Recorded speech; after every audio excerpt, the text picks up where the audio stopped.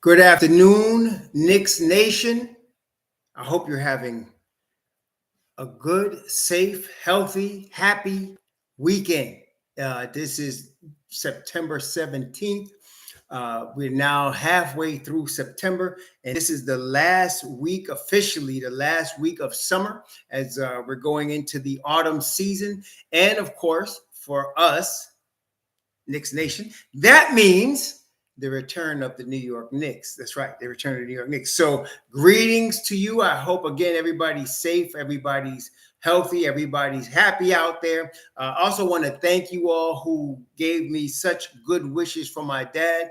We went to go visit him yesterday. I'm going to see him again today. But yesterday, I hadn't seen my dad look this good since I've been in Florida, actually. And I may be honest, it was a blessing that he went to the hospital. And that's very rare where you could say that. But I went in there. I know it was, part of it was because I was giving them, I was all over the nurses. I was all over the hospital. I was all over the facilities. I was making sure. Sometimes, I was actually a little surprised since I've been in Florida, how many people have commented to me that very few of these elderly people have family that come and see them. I see it a lot, but I said, I don't know who don't see that. I said, but my daddy's going to see me and y'all better take care of him, So I called his doctor's office. I called the assisted living facility. I called the hospital to the point that they all know me. So when they brought him into that assisted living rehab yet the other day, they was ready. They had a brand new air cushion for him. They had, they had a whole staff of nurses. They was ready. And my father said, how you know all these Haitian women? I said, my wife was, I said, what Haitian women you talking about? He said, all these nurses know you. I said, yeah, Pop. I said, oh, they know. So I come in there yesterday, my wife and I, my father couldn't even sit up. About 8 days ago, the infection had gotten to him, and I recognized what was going on, called 911, got him in the hospital. And I realized it was the infection, and I knew why, actually, from my own dad. He was hurting himself, actually, but that's another story. So, but when I come in yesterday, he was alert. They had shaved him. He was eating.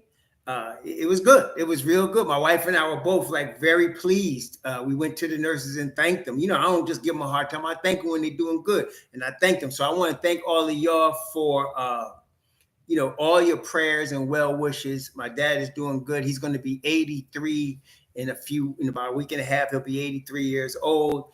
And I was just real happy to see him yesterday looking like that. So I just want to thank all y'all for that. And now we could talk. Now, it's interesting.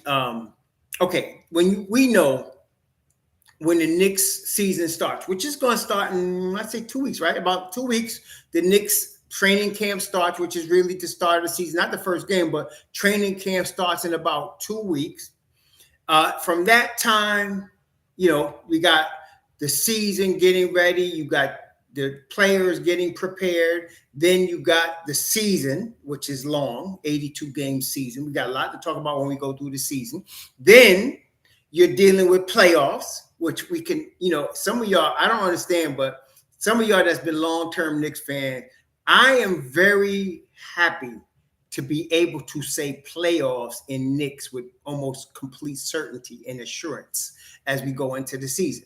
I mean, those of y'all that have been Knicks fans, how much, we haven't had a situation where going into the season, you're not talking about whether the Knicks can make the playoffs. That's not a question anymore. Now we're talking about what seed will they be.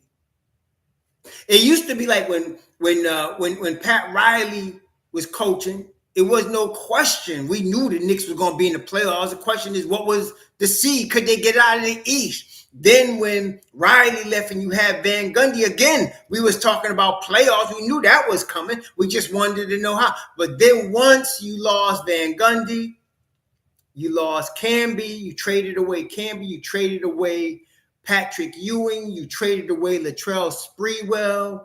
Once all of that crew went away, we know what happened, man. It was 20 years of hell. And then we had a little hope come back with Mike Woodson. But it was short-lived, less than 2 seasons. right? And so then we were in a situation where we had a crop of fans that came up that are used to seeing bad Knicks basketball. And then you got these whiny media, and we'll talk a little bit about the whiny media, down in the Knicks because they hate James Dolan. And, the only owner in NBA history to have a black head coach, a black general manager, a black president of basketball operations, a black executive, all at the same time. The only owner in NBA history to do that. Do you suppose it has anything to do with why they hate him so much? See, some of y'all need to stop buying into mess, man. Open your eyes and see what's going on. But they hate him, so you had a crop of young people coming up in the NBA 2K generation, the fantasy basketball, fantasy sports generation. And that's all they've seen is bad basketball, bad management. And so they're used to crapping all over the Knicks. But in the last 3 seasons, the Knicks have turned it around. So that now we're going into 23-24, and we're not questioning, those of us that got any kind of sense. We ain't questioning playoffs. We wondering what seed. We're going to be 6th, 5th, 4th, 3rd. What's our seed going to be? That's what we're dealing with right now. And this, brethren, that alone, y'all don't understand. That's big time. That's big time. That's big time. What's up, Lion to Judalani, my man Anthony DeSarasari, Andrew Abraham, Tony Tippis Jr., Honorary, my man Guilford McCormick, my brother Organic Fanatic, all of y'all, Malik, Grand Rising, my dear brother. I hope your wife is doing well. Malik Shabbat, I hope your wife, Carmel Sweetness, is doing well. Keep a hand on her for us. And Ron Cohen, Alex, Isaac, hope y'all all doing well. That's right, Andrew. That's his woman, man. So, it's a good feeling to be going into the season, we knowing Monica causes McNutt. Monica causes McNutt. All right. That's my man's wife, though. Can't speak too much on his wife. All right. Thank you, Malik. I appreciate that.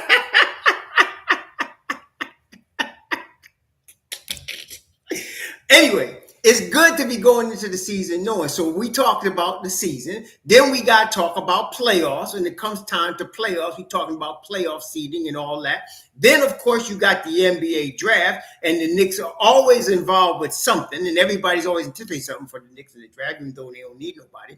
And then, of course, you got the trade season and the free agency. So you got all of that coming up, right?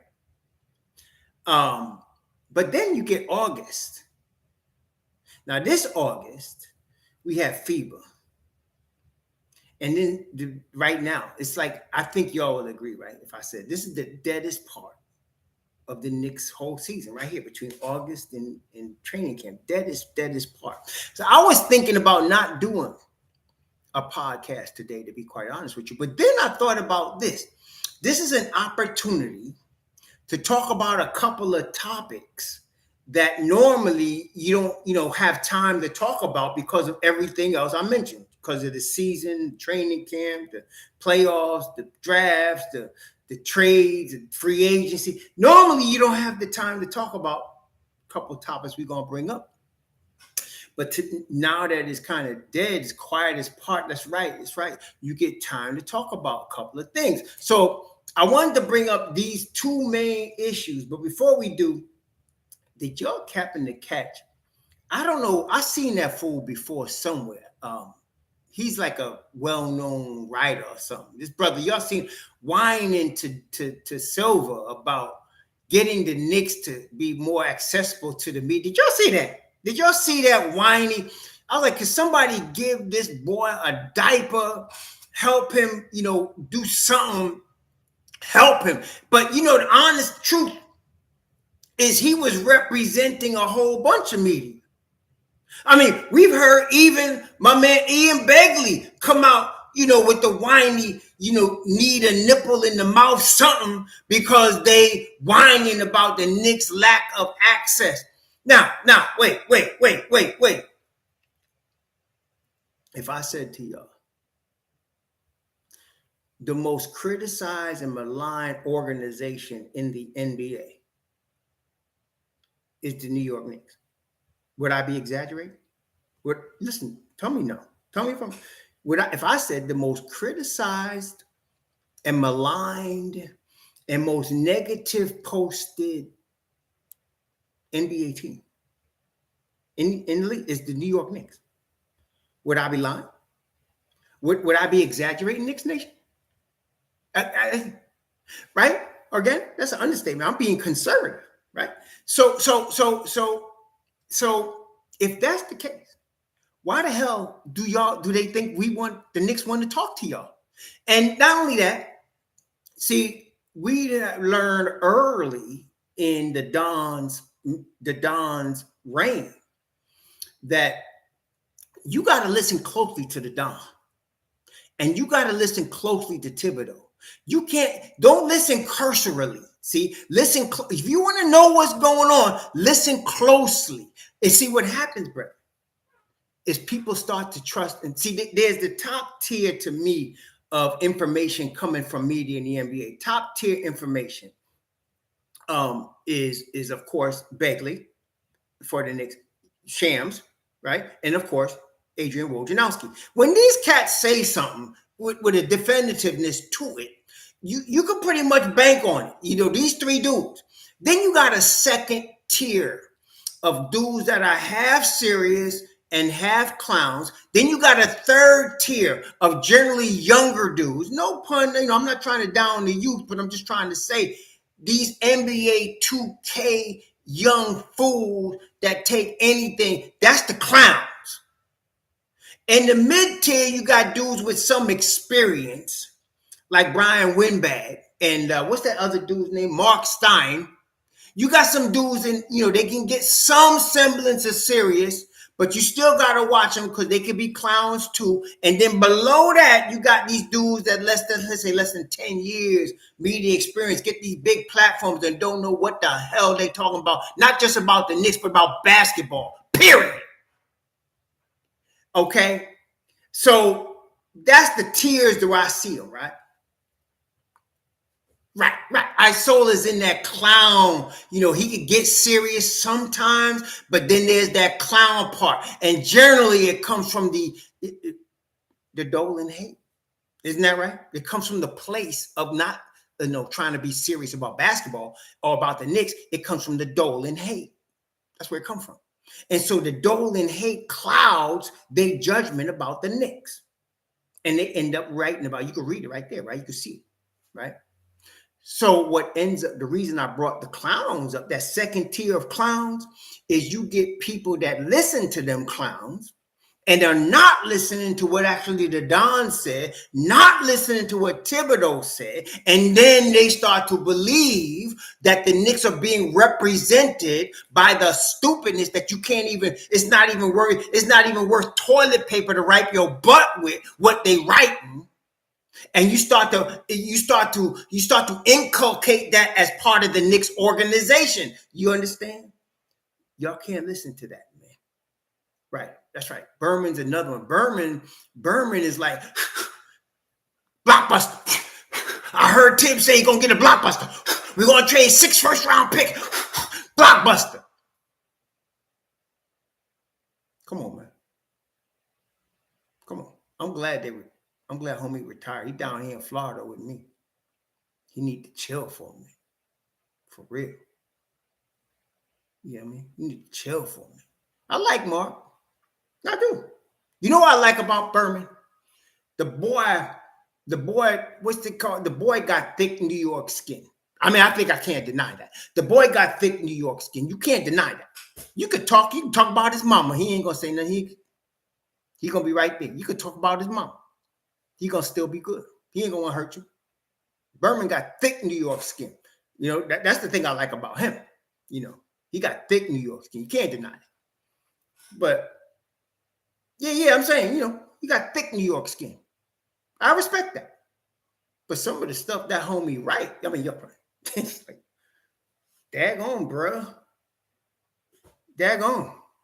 What they drinking over there? Like, I know what they drinking where I come from, but what you drinking over there, man? What they got for you? What kind of cocktails you putting together to come up with that kind of foolishness? Sure. Oh, yeah. See, but Stephen A's excuse is good excuse. Like, let me ask you a question. If somebody was paying you $10 million a year, you'd be a media clown too. Am I wrong? If somebody said, listen, we're going to pay you $10 million a year, we need you to make the biggest fool out of yourself on sports radio, sports television, make the biggest fool out of yourself that you can. And we're going to make, you're going to get $10 million a year. Give me Bozo's nose, give me the Bozo shoes, give me the Bozo hair, give me my check too. You know what I mean? Give me my check too. That's what I'm saying. Yeah. I mean, Stephen A., I don't listen to him, but I understand what's going on. He's being paid to be a clown. He's being paid to be a clown. And daggone it, you got to give it to him. He's good at being a clown. I mean, he's good at it. He's very good. Look. One thing you want to say about Stephen A. Smith, if you don't take him seriously, right?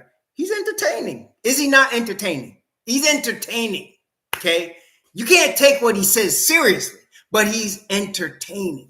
The problem is I used to start taking him seriously. I used to think he was a serious journalist, and I would get upset listening to him. That's why I actually started my channel. Guys like us, like, these guys don't know what they're talking about. So, but I've learned over the years to say, oh, you can't take anything he says seriously. Nothing.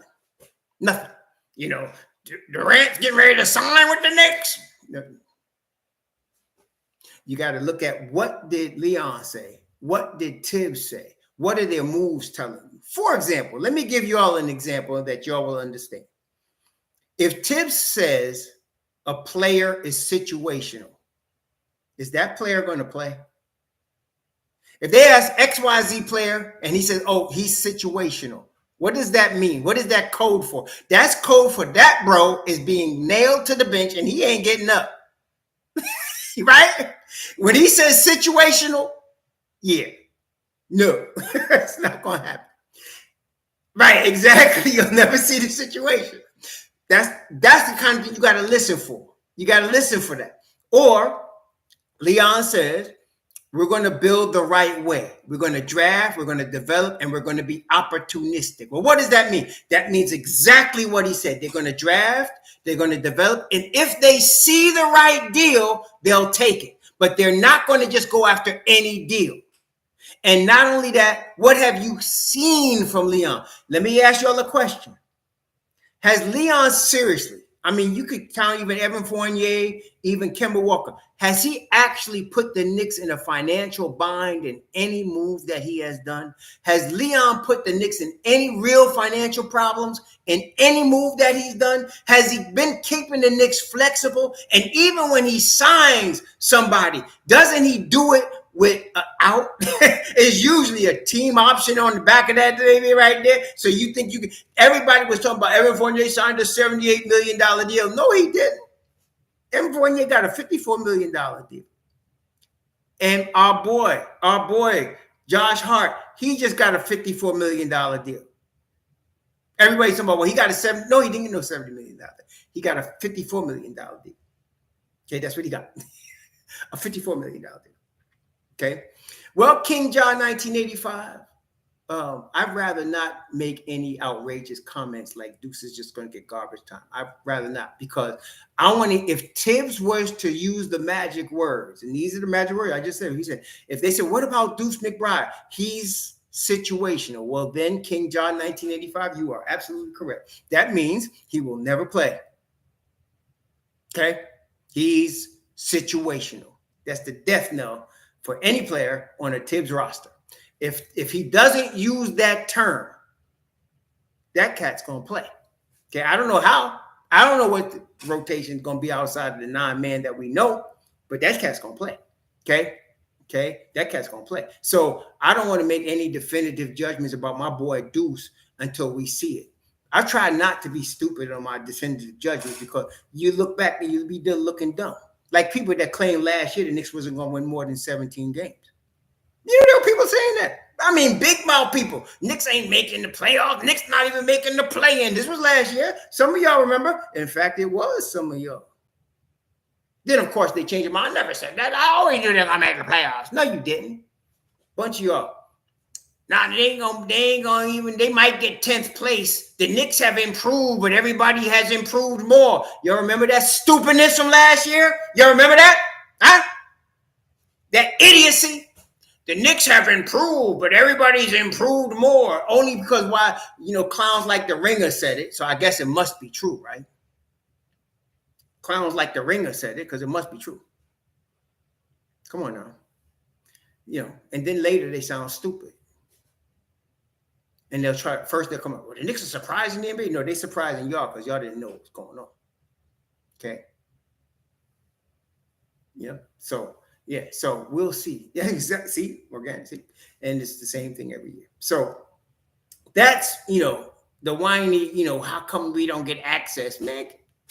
You know how that roll. Get at it. Go on, man. Go on. You get access when we give you access. You know what I mean? I like how the Don doing his business. He's in the inner sanctum and he ain't telling them nothing. And that's why you get a whole bunch of people saying, well, the Knicks called about XYZ player. They must be interested. The Knicks got keeping an eye on Joel Embiid. Yeah, and like I said, the Knicks keeping an eye on Joel Embiid. They're keeping an eye on the Joker. They're keeping an eye on Jimmy Butler. They're keeping an eye on everybody. They're keeping an eye on Giannis. They're keeping an eye on everybody. Okay? Hey, listen. Y'all seen what happened in Houston? Well, it wasn't really in Houston, but you see what happened with their point guard, right? Remember I told y'all last year IQ could start for the Houston Rockets because their starting point guard, Kevin Porter Jr., is extremely talented, but he's like walking on a banana peel. Y'all remember we talked about this last year? And I said IQ can actually start, and he can get $100 million from Houston. What y'all think? What y'all think now? You heard what happened, right? Apparently, I think homie beat his woman up or beat a woman up in New York. Apparently, they're trying to give away draft picks to get somebody to take this brother off their hand. And then people, you see, that's what I'm saying. The Knicks don't need anybody that's had problems like that. Some of y'all were whining, well, we need to go get Bridges from Charlotte. Some of y'all need to stop using drugs.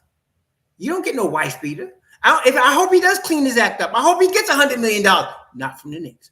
We don't need any problems. We don't need no problems. Okay? No problem. Right? So, no. And I told y'all, IQ could start for that team. What y'all think? You think they probably be interested in Emmanuel Quickly right now? Do you think they're willing to open their checkbook for Emmanuel Quickly? Huh? I think so.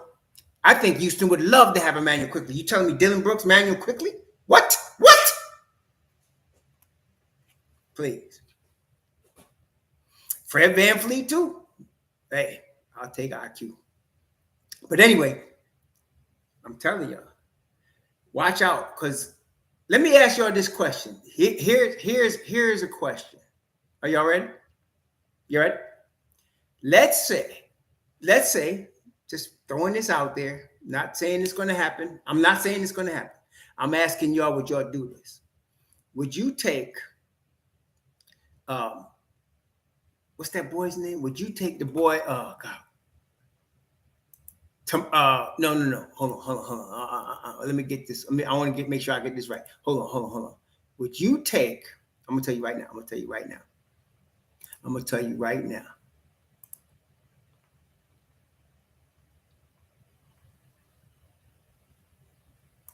Would you take Tari Eason?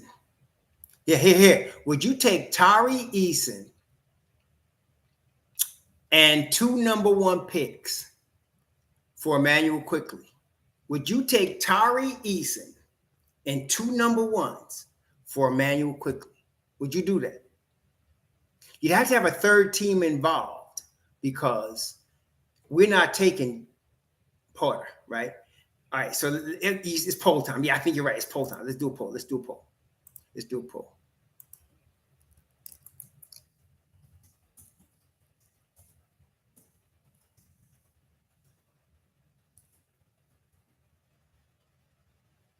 Here you go. It's very simple. Manuel quickly for Tari Eason and 2 number ones from Houston. Yeah, but this is a no-brainer, isn't it?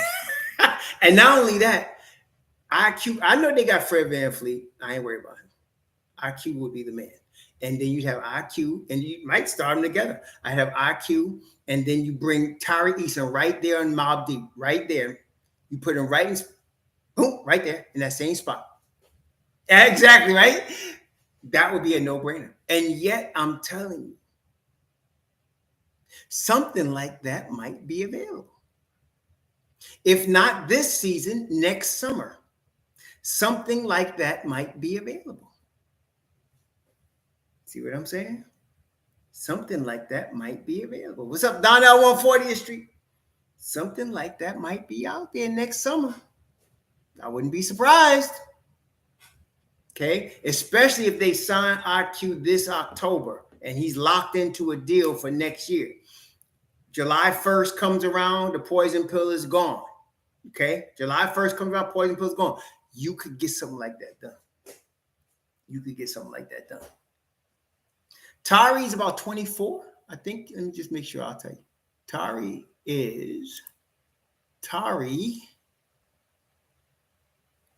born in May 2001. So he'll be 23 in May. He's 22 now. He'll be 23 next May. Tari will be 23 next May. 23, Andrew. He'll be 23 next July 1st. He'll be 23. So we're talking about a young player, a dynamic player, a forward that can play the 3 or the 4 coming off your bench. A wing with huge hands, good defense, and ain't even scratched the surface of his talent yet. I do that. I do that. He would be, Ja. He's not right now. I give him another year. He would be. He's good enough. He's good enough. He'd be just as good as Emmanuel quickly in terms of effectiveness coming off the Knicks bench. Okay, for next year. So if you take out IQ, you bring in Tari. Now you have Isaiah, Tari, Dante, and Josh, and you would have some squad coming off the bench again. You'd have some squad because Tari could score now. No, Tari could play. I'm trying to tell y'all, Tari is that dude. I've been telling y'all that since he was at LSU. He after Jabari Smith Jr. that year, I wanted Tari Eason. Y'all know that. I was telling y'all about Tari a long time ago. Tari's that dude. Don't play. I'm telling you, Tari's that dude. Terry's and we're talking about next summer if IQ wanted to go to a play because he could start for the Houston Rockets. I don't care about Fred VanVleet. And plus, what did Fred VanVleet sign? Was it a 2-year deal? Did VanVleet sign a 2-year deal with Houston? I think he signed a 2-year deal. Am I not right? Right? Let me see. Let me see. What did he sign? VanVleet. Let's see here. What did he sign? What kind of money is Fred getting next year? I know he's getting at least $30 million, but I don't know if it's that long. It's not no long money, right? He ain't getting no money. He's got he's got 41, 3-year, $129 million. They messed themselves up. Okay, well, I don't know what they're gonna do with that. That's a lot of money. That 3 years, $129 million, man. That's a lot. 40, 43, 45. Damn. They dogged themselves. But anyway, maybe and I will admit, I could be paying favoritism, but I would rather have 23-year-old Emmanuel quickly. I'd rather have him. I'm just saying. I'd rather have 23-year-old Emmanuel quickly. I'm just saying. Give me IQ all day, every day. I'm just saying. Yeah, but I'm saying if you put IQ in that starting backcourt, they get better. If you put Tari Eason on our bench, telling you, the boy could ball. Tari could ball. I'm trying to tell you. This is one of raw Hebrew inside. I'm telling you. Believe me, Tari Eason can ball. Okay? He can ball. You want him. Okay? You do. Tell me. That's a next July 1st thing. I just threw that out there, just for fun. All right. Let's talk about some other issues. Now, y'all heard about the new NBA rule about resting stars. Did y'all hear about that? The new NBA rule about resting stars. I got this from this rag called The Ringer, but what it said is true though. A star. Okay, let me read it. NBA PPP hopes to crack down on what has admittedly been a bummer involving all parties. Star players sitting out too many nationally televised games.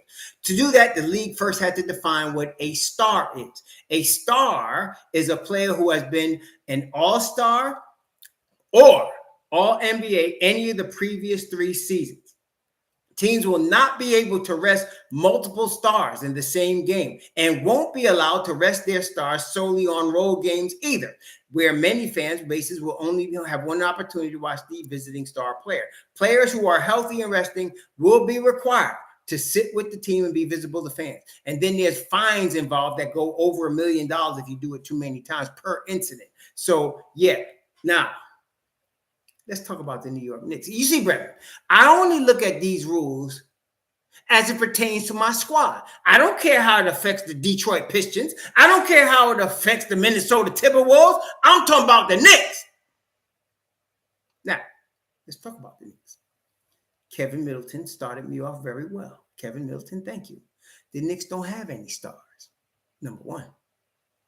We're not dependent on one star player. We don't have our whole nucleus is not built around Kawhi and PG-13. Our whole nucleus is not dependent on a healthy Joker. Our whole nucleus is not dependent on a healthy Giannis or a healthy Jimmy Butler. We got several players that we depend on. There's Julius. He's the biggest one as far as that's concerned, star power. Then, of course, the really big one, which we know is Jalen Brunson. And then you got up-and-coming dudes, your RJs, your Grimeses, your IQs. You got up-and-coming dudes coming, right? So the thing that benefits the Knicks, as y'all would know, is the Knicks are one of the most physically prepared teams in the NBA. If you don't like Thibodeau or you love him, one thing you must understand is if you're playing for Tom Thibodeau, you are going to be in shape. It's just like playing for the Miami Heat. You know and I know. You can't come in there playing for no Eric Spoelstra and not be in shape. What, you crazy? I don't care how good you are. If you don't show up in shape to play for Eric Spoelstra, you're not going to play. And if you show up in shape, you may be a walk-on. You may be undrafted, but you're going to play. Well, Tibbs is very similar. Very similar. You're not coming into the New York Knicks and not coming in shape. You're ready to play. And if you're in the 9-man rotation, particularly if you're in the top 5, the starting 5 of the 9-man rotation, you better be in top shape because Tibbs is going to run you to death. And as we have seen, RJ Barrett and Julius Randle and now Jalen Brunson have been in the top 10 in the league in minutes, and they've been in shape. Okay? So the Knicks will have, what does this all mean? That means there's going to be games where somebody's got to play Kawhi and they don't want to play him. They got to play Jimmy Butler. Well, they're going to play Jimmy Butler. Let's not use that as an example. But Karl Anthony Towns or LeBron or Ambulance Anthony, they got to play. So that increases the chance of them getting hurt, especially somebody like an Ambulance Anthony that you know is going to get hurt. So he may not be ready for the playoffs. They're going to be more wore down. Whereas our guys, the Knicks guys, Tibbs guys, start actually getting stronger when you get into March. They start getting better. They start playing better basketball. This is where their physical preparation comes in. Okay? Which is why you started to see an RJ Barrett coming on strong in the playoffs. It's one of the reasons you've seen it. It wasn't just that he was getting better, which he was, but he's in great shape. And this year is going to be Grimes' third season. I'm expecting him to start getting better as you get into March and April. Yes, brethren, it's going to be all that. Okay. So this rule actually helps the Knicks because of the style that the Knicks play, because of the way the players are expected to come into camp in top shape, because they don't just be resting dudes just to rest them. Tibbs don't do that. Tibbs don't do that. So yeah, I like the way this fits for us. Some of these other teams, you know what's going to happen? Somebody's going to get hurt and they're going to try to blame the league and they're going to say, y'all shouldn't have did this. You made us play the guy and he hurt and blah, blah, blah. Let them whine. We're going to be ready to play, right? We're going to be ready to play. So the new rule actually benefits those teams who are used to the grind, who are used to tough, who are used to, being tough and grinding out a season. Hey, there's only a couple of teams you could really say that about. One is the Knicks. The other one is Miami.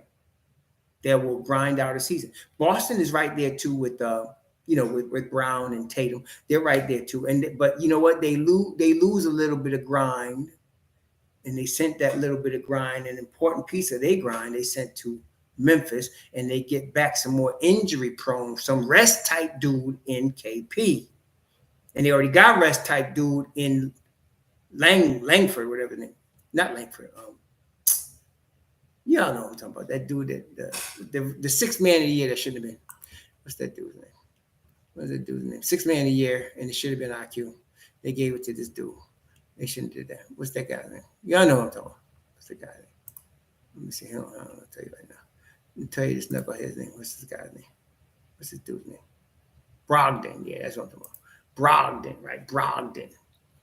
He's another dude that's, he's on that ambulance crew. That dude always hurt. So that actually benefits New York because as you can see, when you go into the playoffs, you need to be as healthy as you can, as strong as you can. You're going to be playing your best basketball. No, I said Grimes is third season, Joe Curry. If I said that, I meant to say Grimes. Grimes is third season. I'm expecting big things from him. He's coming out of that I hit the rookie wall stuff, and he's coming into his third season. I know Q is going to be ready. I'm not worried about IQ. I know that my brother's going to be ready. Okay. But the Knicks as a team, just the whole culture is a culture of tough, is a culture of come in shape, is a culture of as the season goes on, we get better. That's the culture. And so this is going to benefit them. Versus Boston lost part of their culture in sending Marcus Smart down to Memphis. Memphis did well. They lost Dylan Brooks, but they got another tough roughneck in Marcus Smart. And so they're going to be tough, man. They're going to be rough. They're going to be rough. Right now, IQ is getting, in NBA terms, homie's getting nothing, man. I mean, and he's on his rookie deal. I mean, this is the last year, he's going to get an extension. He's going to get an extension this year, but he's on his rookie deal. He's on the last year of his rookie deal. Right now, IQ this year is going to get $4.1 million, almost $4.2 million. Okay. So he's getting nothing. That's what I'm saying. People talking about trading him. They're not trading him on his rookie deal. No. What Boston is going all in November. All in November. No, they're going all in for this year. And they figure like they need KP because they must understand that you can't expect Al Horford to play at that level for those minutes forever. Okay, it wouldn't be right. He's 37.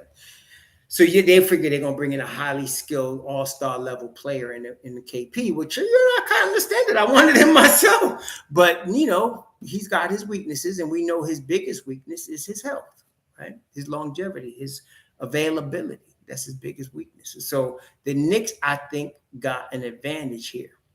Okay, they got an advantage here. By the way, did y'all see the latest Giannis interview? Y'all seen it?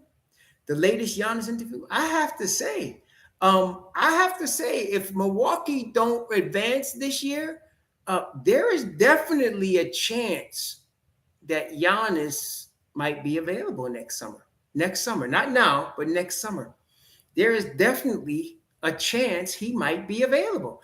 I mean, I was even surprised. What's up, Andrew Kim? I was even surprised to see that.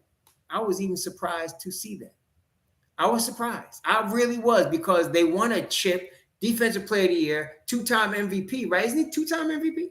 Or two-time Defensive Player of the Year? But he won them both in the same season, and they won a chip. And he, for some reason, I was really shocked at that, because generally a player in his position, like the Joker, your Joker ain't thinking about leaving Denver. Why would he? MVP, champion, nice team around him. Guys like that is the type of guys that get statues built in front of stadiums. That's what I'm saying. Like a Kobe, guys like that get statues built for them. So when you're in Milwaukee, that's a small pond. And you're Giannis, you're the biggest fish in Milwaukee. The only thing that might be as big as Giannis in Milwaukee, in Wisconsin, is the Green Bay Packers. Right? Am I right? That's the only thing. There's nothing on the scale and magnitude of a Giannis in the whole state of Wisconsin. I mean, you got the Wisconsin Badgers, the football team and the basketball team. They're very big there, very big. And then you got the Green Bay Packers, forget it. There's nothing as big as the Green Bay Packers. And then you got Giannis. That's it. That's Milwaukee. That's the whole state of Wisconsin. And so you're talking about Giannis, if he was to retire today, they'd be talking about a statue in front of that stadium for that cat. So when you're in that position, you own the city. You understand that? You own the city. Like, he would not have to pay at any restaurant. He can go to any restaurant in Milwaukee and he would not have to pay because of who he is. And he's talking about leaving. That's, I don't know if he's just talking, and he could just be talking to put the fire under the management in Milwaukee. He could be just talking. But for him to even mention that, I don't know. That's a big one right there. That's a big one right there. So we'd have to see what happens. And Tires and we's already putting together a trade machine. I don't want to put together no trade, because right now we don't even, just the fact that him mentioning that it's pretty big.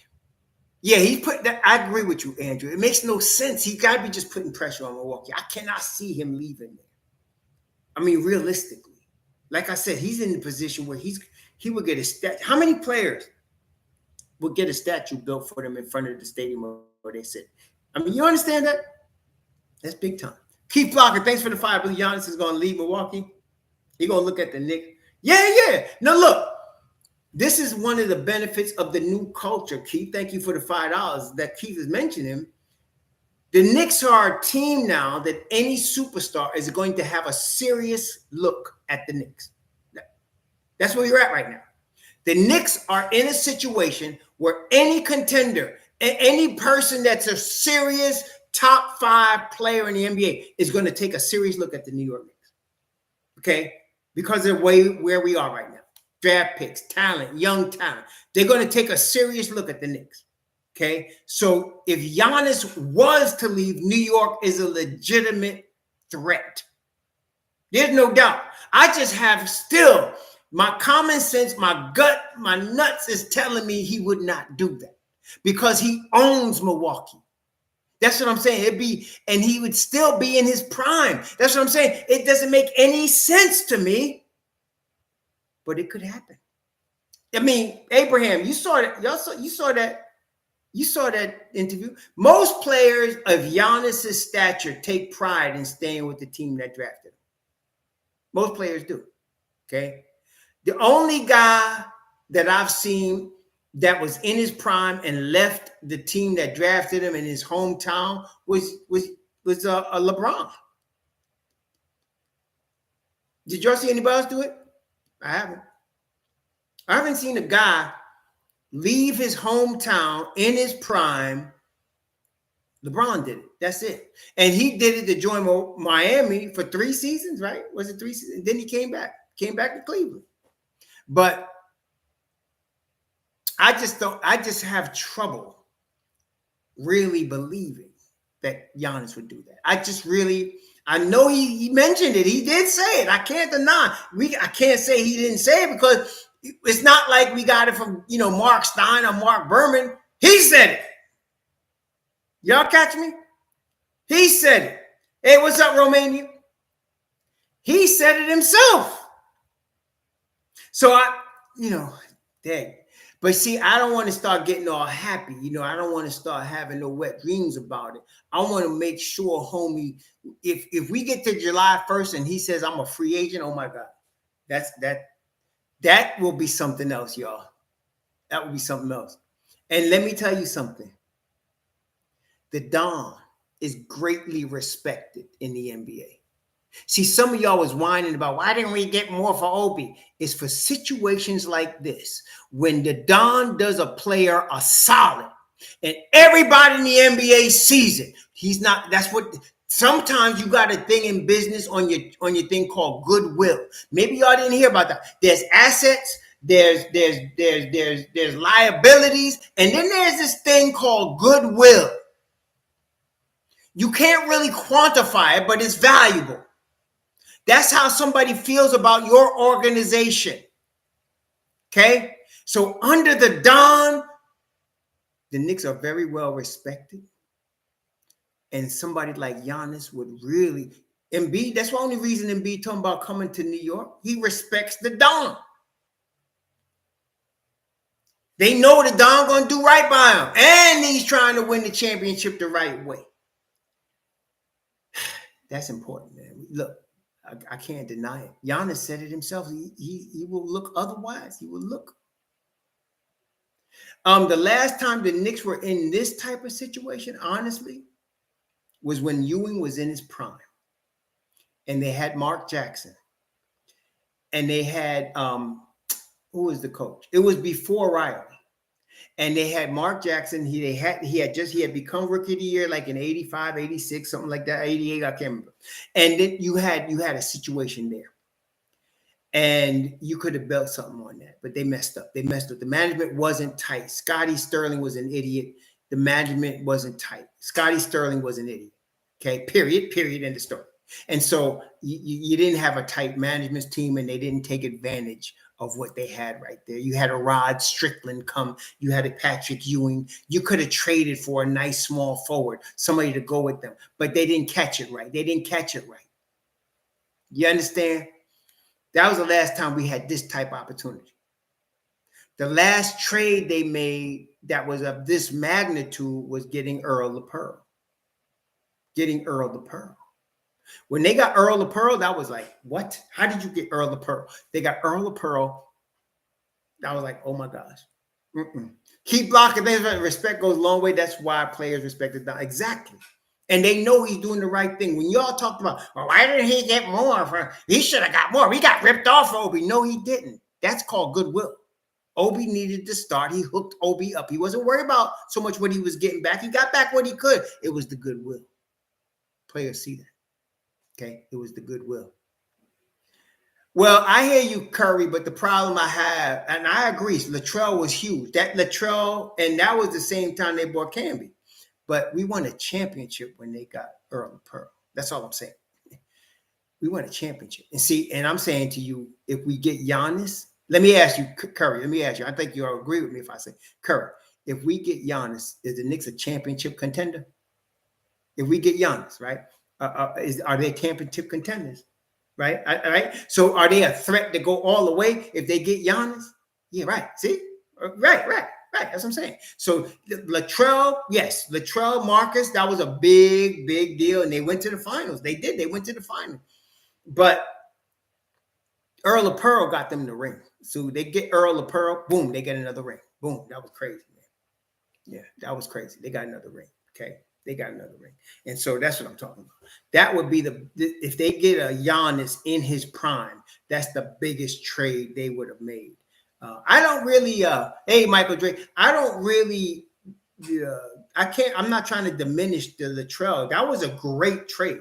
Getting Marcus Camby, getting Latrell Sprewell. Who else did they get? They traded Oakley. I think Oakley went out in that trade. They got Larry Johnson. That was they built a nice team right there. And I think if you remember, Ewing got hurt. He was at the end of his career, but he got hurt. If Ewing didn't get hurt, they might have done some things, then.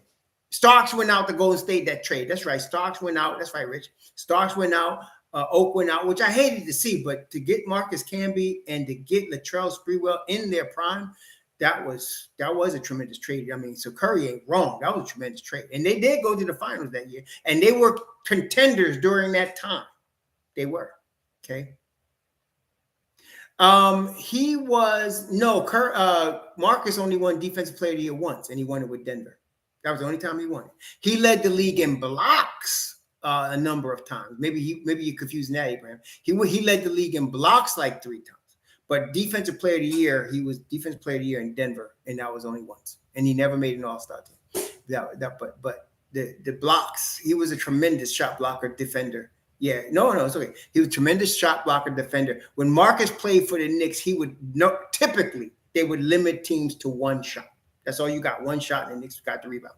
And that was because Marcus was back there, and they had a tremendous situation. But yeah, Curry, I'm trying to tell Curry, that was a great thing you brought up. But to me, the pearl was bigger because they won the chip. And I think Giannis is on that magnitude. They would win the chip. Keith Blocker again, man. Thanks for this $5. If the Knicks go to the Eastern Conference Finals and the Bucks lose in the first round again, yeah. I think if the Bucks lose in the first round again, I don't know if he's a Knick, but he's a lock to leave. I would say. Would you say that, Keith? I would say that. I don't know if it would be the Knicks, because you remember now, everybody and their mother is going to be coming hard, and you don't want to give up your squad. You want to have a squad for him to come back to. So yeah, everybody and their mother is going to be going hard after Giannis. There's no doubt. Everybody and their mother is going to be going hard. Yeah, Camby was always hurt, and that's because Jeff Van Gundy played him too many minutes. At first, they went to the finals with Marcus coming off the bench. They should have kept Marcus coming off the bench, or limited him to 25 minutes a game, and he would have played much more effectively, I felt. Latrell was different. Latrell could play 40 minutes a game. Marcus could not. Okay, but so they limited that first year when he was coming off the bench, they went to the finals, and I felt like he would have had that type of effect going forward. Like the guy for the Lakers that came out of New York, went to University of Rhode Island and 10 other schools. What was that kid's name? Was going with all of the Kardashian girls. What was that boy's name? Lamar Odom. Marcus could have been just as effective as Lamar Odom was coming off the bench. That's what I'm saying. They could have been, Odom. He could be just as effective as Lamar for the Knicks, but they played him too many minutes. Jeff Van Gundy, he wanted to start, and Jeff Van Gundy started him, but he just wasn't. His body wasn't that type of dude. I never felt like that. And he used to be mad at me because I said that to him, but I think I was right. He didn't like me because Marcus said some things about me because I told him he really doesn't have the body to start. He's a tremendous come off the bench defensive Bill Russell type player, but not a starter. Just didn't have the behind. See, guys lighting the behind, right? Marcus was lighting the behind. Right, but you can't deny one of the greatest defensive players you've seen in a long time. You know what I mean? That's how it was. But it's the same with Chet Holmgren and the boy that Wembanyama. You've had these cats lighting the behind. You can't expect them to do the 82 game grinding, do 7 games playoff series, and no, it ain't gonna happen. Not right now.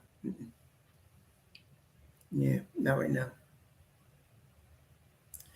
I don't know Andrew Abraham, I don't really get a good feel for what Jeff Van Gundy wants to do. I thought he was very happy being an announcer for the rest of his life until they fired him. So I don't know what Jeff Van Gundy wants to do. I don't know what Van Gundy wants to do. All right, let's talk about something else for a second. Let's talk about the WNBA. Now, I want to talk about the WNBA for a second. In fact, let me get rid of it. You got 75% of y'all agree with the Tara Eason thing. All right. So, look here. I want to make a point. I guess I have beef, Wellflower. I want to make a point. Sports is entertainment, right? We agree with that? Sports is entertainment. That's what sports is. It's entertainment.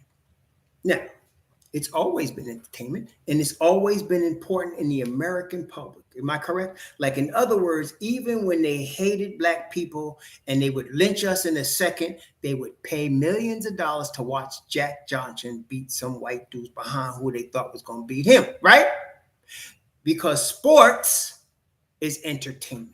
And what happens is, even if you hate the individual in sports for his color, for whatever, if they can entertain you, they're not only you're going to pay to watch them do whatever they do, they're going to be gods. Like, you're going to, like, for example, again, Jim Brown, when Jim Brown was playing for the Cleveland Browns and with the greatest running back in the history of the NBA, NFL, he could drive down and people could call him niggas and everything. He could drive down here to meet Muhammad Ali and Malcolm X at the hotel. But when they saw it was Jim Brown, oh, okay, boy, you could go on now. You could go, right? Because he was Jim Brown.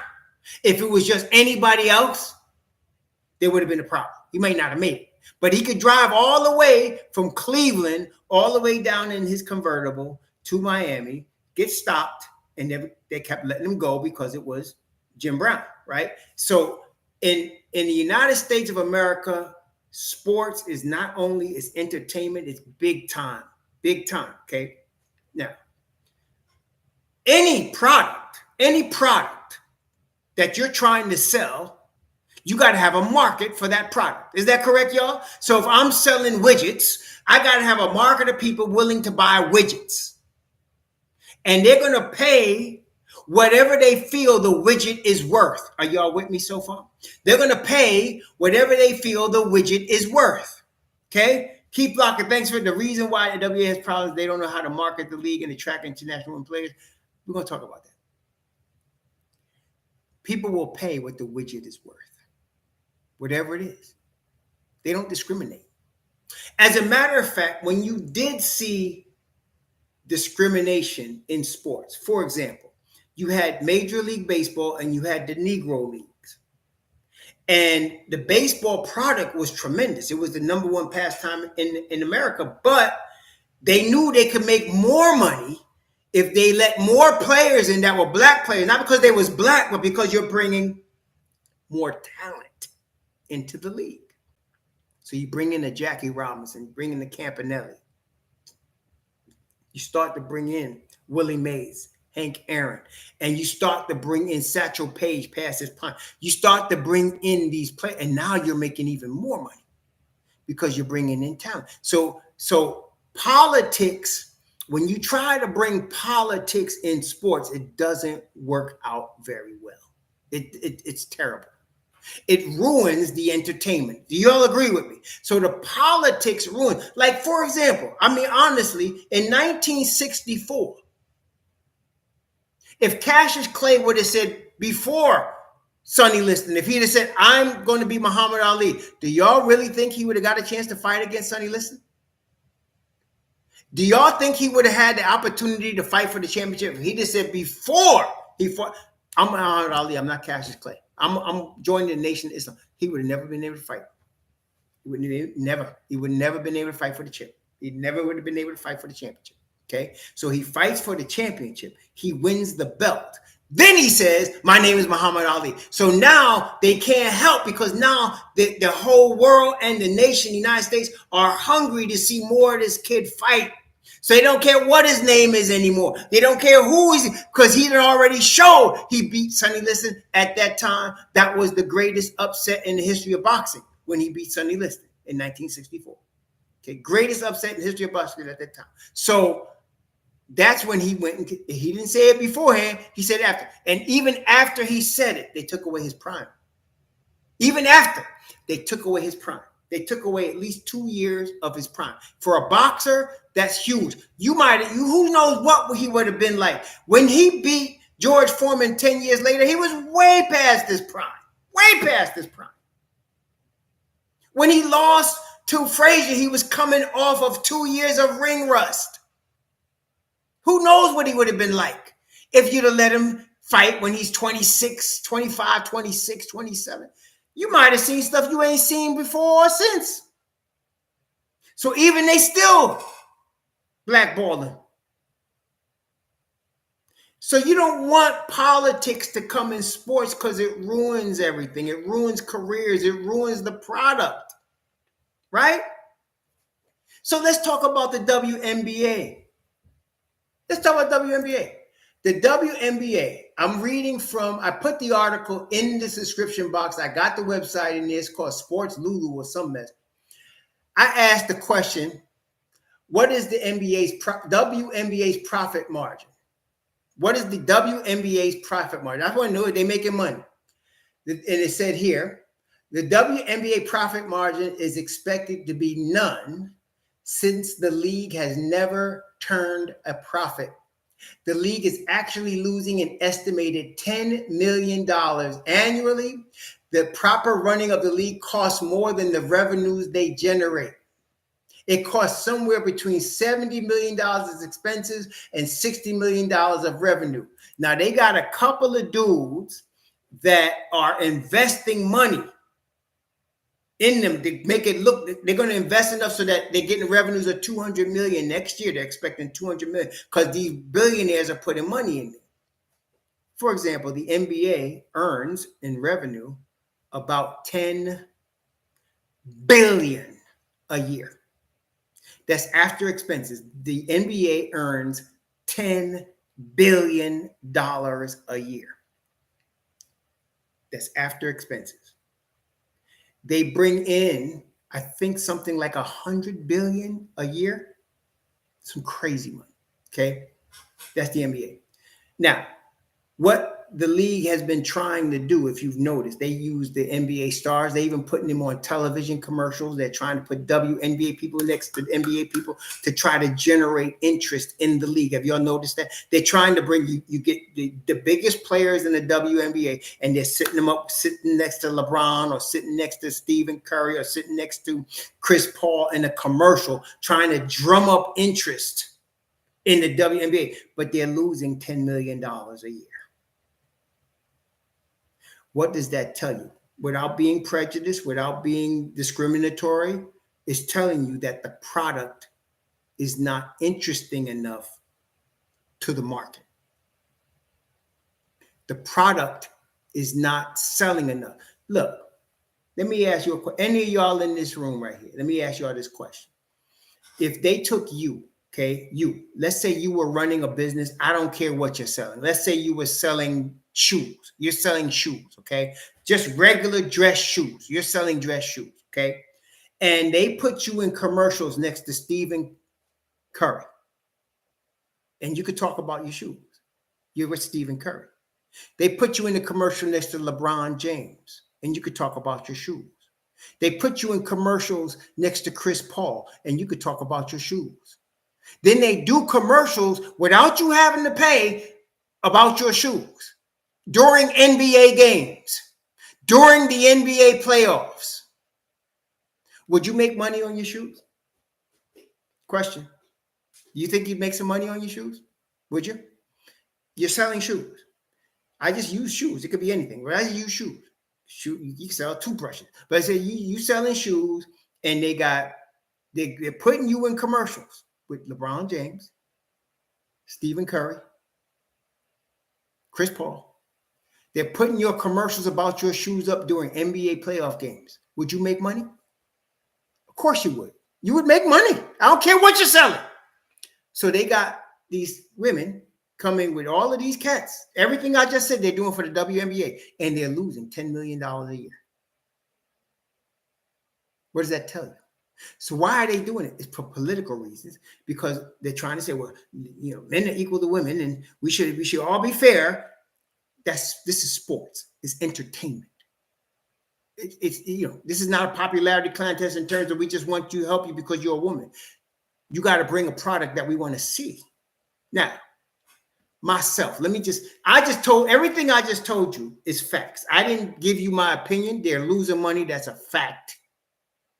Do they get marketed heavily? That's a fact. They get marketed heavily. And they're losing money. Every year. The article said, let me just make sure I read that again. It said they have never turned a profit. Now, the WNBA is what, 20 years old? Am I right? Is it 20 years old? And they've never turned a profit. And they're getting marketed by one of the most profitable sports in the world. And they're losing money. Now, let me give you my little take. I will watch certain women's sports that are entertainment for me. And there's a lot of them. I like figure skating. I like diving. I like track and field. I don't like women's boxing, so I don't watch that. I don't watch women MMA. I don't like that. I don't like to see women punching each other in the face. I don't think it's proper. I like watching women's tennis. I watch that. Okay. I even like watching women's Olympic lifting. I like that too. I don't like the two bigger women. I like the more petite ones. But I like watching them. Track and field, Olympic lifting, track and field, tennis, diving, figure skating, gymnastics, volleyball. I watch a lot of that. Now, why? Why do I like them? Number one, they are sometimes very attractive females in these sports. And I'm going to be honest with you, that causes me to watch. There's a reason people watch things. I will watch. I do believe there's some great athletes. I also watch that too. Some great athletes. And I watch them participating in these sports. And what I like, is a woman that's an athlete is a different animal than a man that's an athlete. A woman is, to me, this is just me now, I see a grace, I see a femininity that's beautiful, along with the skill. Y'all see what I'm saying? I see a femininity and a grace that's very attractive, and I like watching it, and I can root for it. Okay, I can root for it. Okay, and like, for example, I could see a pole vaulter. Don't even know her name, but I could watch her run down the runway and make that leap, and watch how she. You say, yeah, I want to see. I don't know who she is. Let's see her do it again, and I'll pay. I'll watch that. Okay. I don't want to see two women beating each other in the face. Some dudes get into that. I don't. In other words, I don't like to see women participating in an athletic event trying to be a man. That's why I can't really get into women's bodybuilding. I can't get into it because what they try. Why do they want their arms to be as big as a man? Why does a woman want 20-inch arms? I don't want a woman that's a man. I don't want her acting like a man. I don't want her looking like a man. So I can't watch those sports where they're trying to be men or act like they're men because they're not built like men. I watch dudes, for example, I could watch dudes box because their skill level is a sweet science, and they can hit each other in the face, and that's a testosterone thing. I could watch dudes play basketball because of the power and speed that a male produces. He produces a power. He produces a speed, plus the skill level. It's very exciting to watch. Am I lying? Oh yeah, I like, not when I say weightlifting, it's when they do the clean and jerk and they do the snatch. Oh yeah, I could watch that. There's this sister in Spain. What's her name? She's retired now, but I used to watch it now. Her name was Lydia Valentin. I could watch that chick even just practice. Yeah. I could. Lydia Valentin, I could watch her practice. In Spain, she was like 170, 160 pounds. But girl put together nice, and she could do them, and she did it. Yeah. And she used to come out, and she used to have her little earrings and stuff on, and she looks like a lady that's about to snatch some weight. Okay? I like it. That's just me, though. I could watch it. And then there's a couple of young sisters in Italy. There's a sister in Colombia. I mean, I could watch it. You definitely could watch it. No doubt. Some of them look a little rough, especially they start getting too big. They start looking a little sumo, and I'm not into it. But, say from like 120 pounds, like 60 kilos, up to like maybe 70 kilos, 80 kilos. I could watch that. Yeah. See, but I'm telling you, I could watch it. I can't watch women with tattoos all over their body. Some of them want to act like they men. I can't do it. I don't get into it. It's not attracting me to the sport. I actually would rather watch, if I'm going to watch women's ball, I honestly enjoy college ball better than professional ball.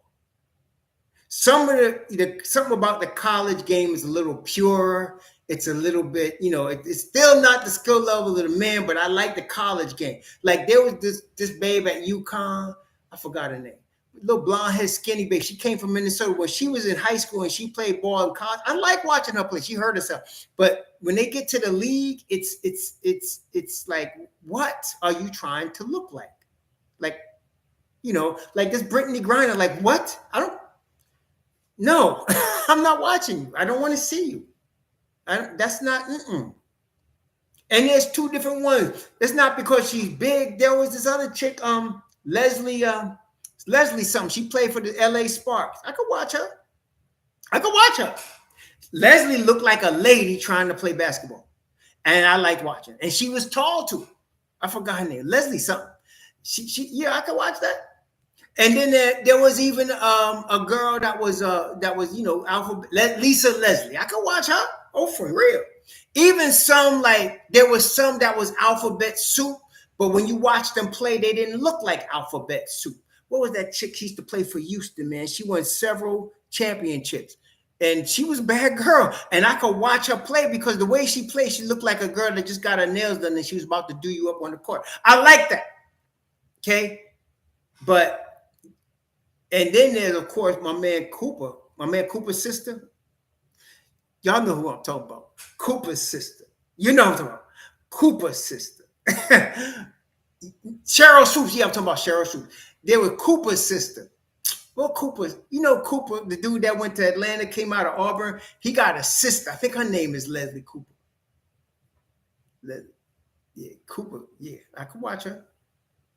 But that's not all of them are not like that. Tia, yeah. Wait, okay.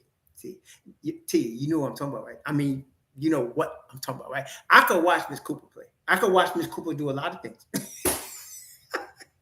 I could watch Miss Cooper now, okay? No doubt about it, okay?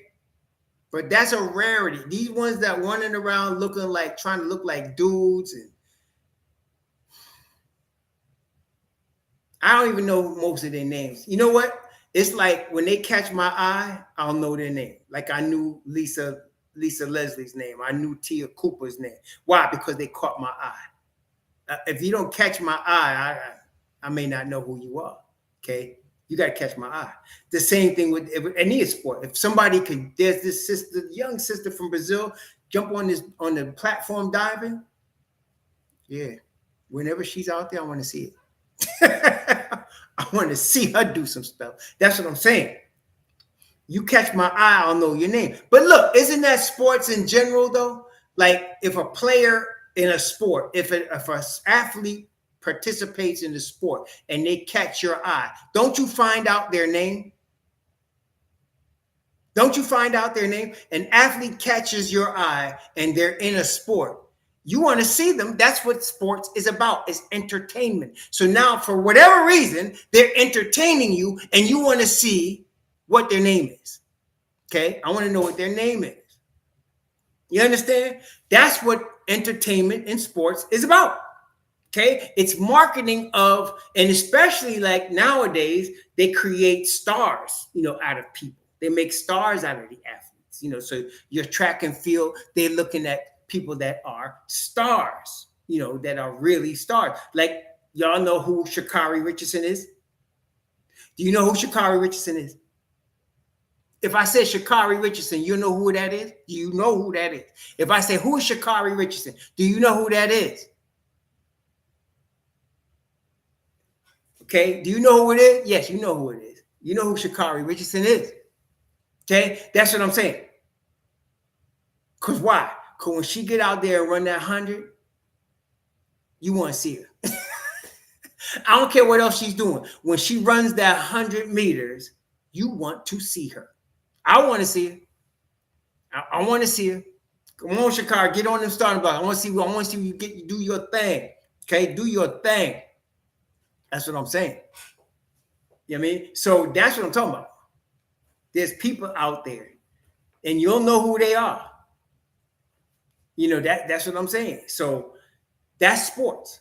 To me, that's what sports is. It's an entertainment industry and it's marketing, and there's something about it that's appealing to the people that want to see that sport. That's what we're talking about. Okay. There's something appealing about that person. There's a Sharika Jackson. Sharika Jackson, you may walk by her on the street and not see her, but when she's out there in them little shorts and she's getting ready to run 100 meters or 200 meters, you're going to watch her. You want to know who she is. Yeah. Yeah, you want to see what she's doing, because that's going to be entertaining. See, that's what we're talking about. That little 11 seconds or 20 seconds, whatever it is, that's going to be entertaining. You're going to watch that. Okay, that's what I'm saying. So there's not all sports are not like that, and all players not like that. The WNBA is not like that. I don't know what. And somebody here mentioned how they market it. I think it was Blocker. I think Blocker mentioned. I don't know. All I'm saying is, at this point, the product is not something that say, when I see it, I got to say, oh, I got to watch it. And I hate the fact that they trying to push it on you for political reasons. Either the thing is entertaining or it's not. That's the way I see it. So how are you, without trying to push it on us because they're women and we're supposed to watch them just because they're women? No, you got to let somebody feel like, I want to watch this because I like watching it. Okay. Yeah, that's what I'm saying, Donkey Eater. That's what I'm saying. And the proof is in the pudding. I mean, if you're losing $10 million annually, that ain't sexism. You just losing money. Period. Period. Okay. There's track athletes. They ain't losing money. You think Sha'Carri Richardson not making no money right now? Sha'Carri making money. What about that gymnast that just, what's that gymnast name, that sister that just went out and destroyed everybody on the world stage? Y'all know who I'm talking about. What's that sister name? Oh, God, gymnastic. Let me see. Hang on. I'm going to tell you right now.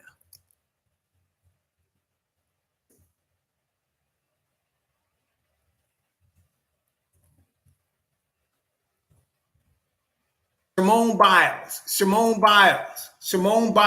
Yes. Let me ask you, if Simone getting ready to do something out there, y'all gonna watch her? If she getting ready to get on the rings or the balance beam, or she gonna do some floor exercise, you gonna watch her? Are you interested in seeing what she does? I'm gonna watch her. That's what I'm saying. I'm gonna watch her. Okay, I'm gonna watch what she does. And it's a different reason than if a dude, I would watch a dude do it too, but it's a different situation. I'm watching Simone because she's graceful, she's spectacular, and she looks good in that daggone tight. I'm watching a dude because he's explosive, he's strong, and I want to see him handle business out there on his rings. You understand? It's two different things. Two different things. But they have their own attraction. Okay? That's what I'm saying. Okay, two different things. The sister that just won, what did she win? The U.S. Open? The sister that just won the U.S. Open, you want to watch her? Yes, I want to see her play. I want to see her play tennis. I want to see her. Okay, I want to see her play. Okay, and there's a dude that's probably out there that's good too. I'll see him too, but it's different reasons. Different reasons. Okay, different scenario. So they had the Romanian sister talking about they playing the best basketball in New York. First of all, that's a lie. That's a lie. Honestly, I'm not saying the Liberty probably don't play no good ball, but you would ask me, let me ask you a question.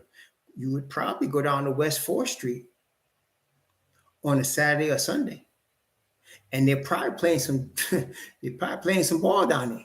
Am I lying? You could probably go to West 4th Street on a Saturday or Sunday, and they probably playing some ball down there. That's I'm right. That's all I'm saying.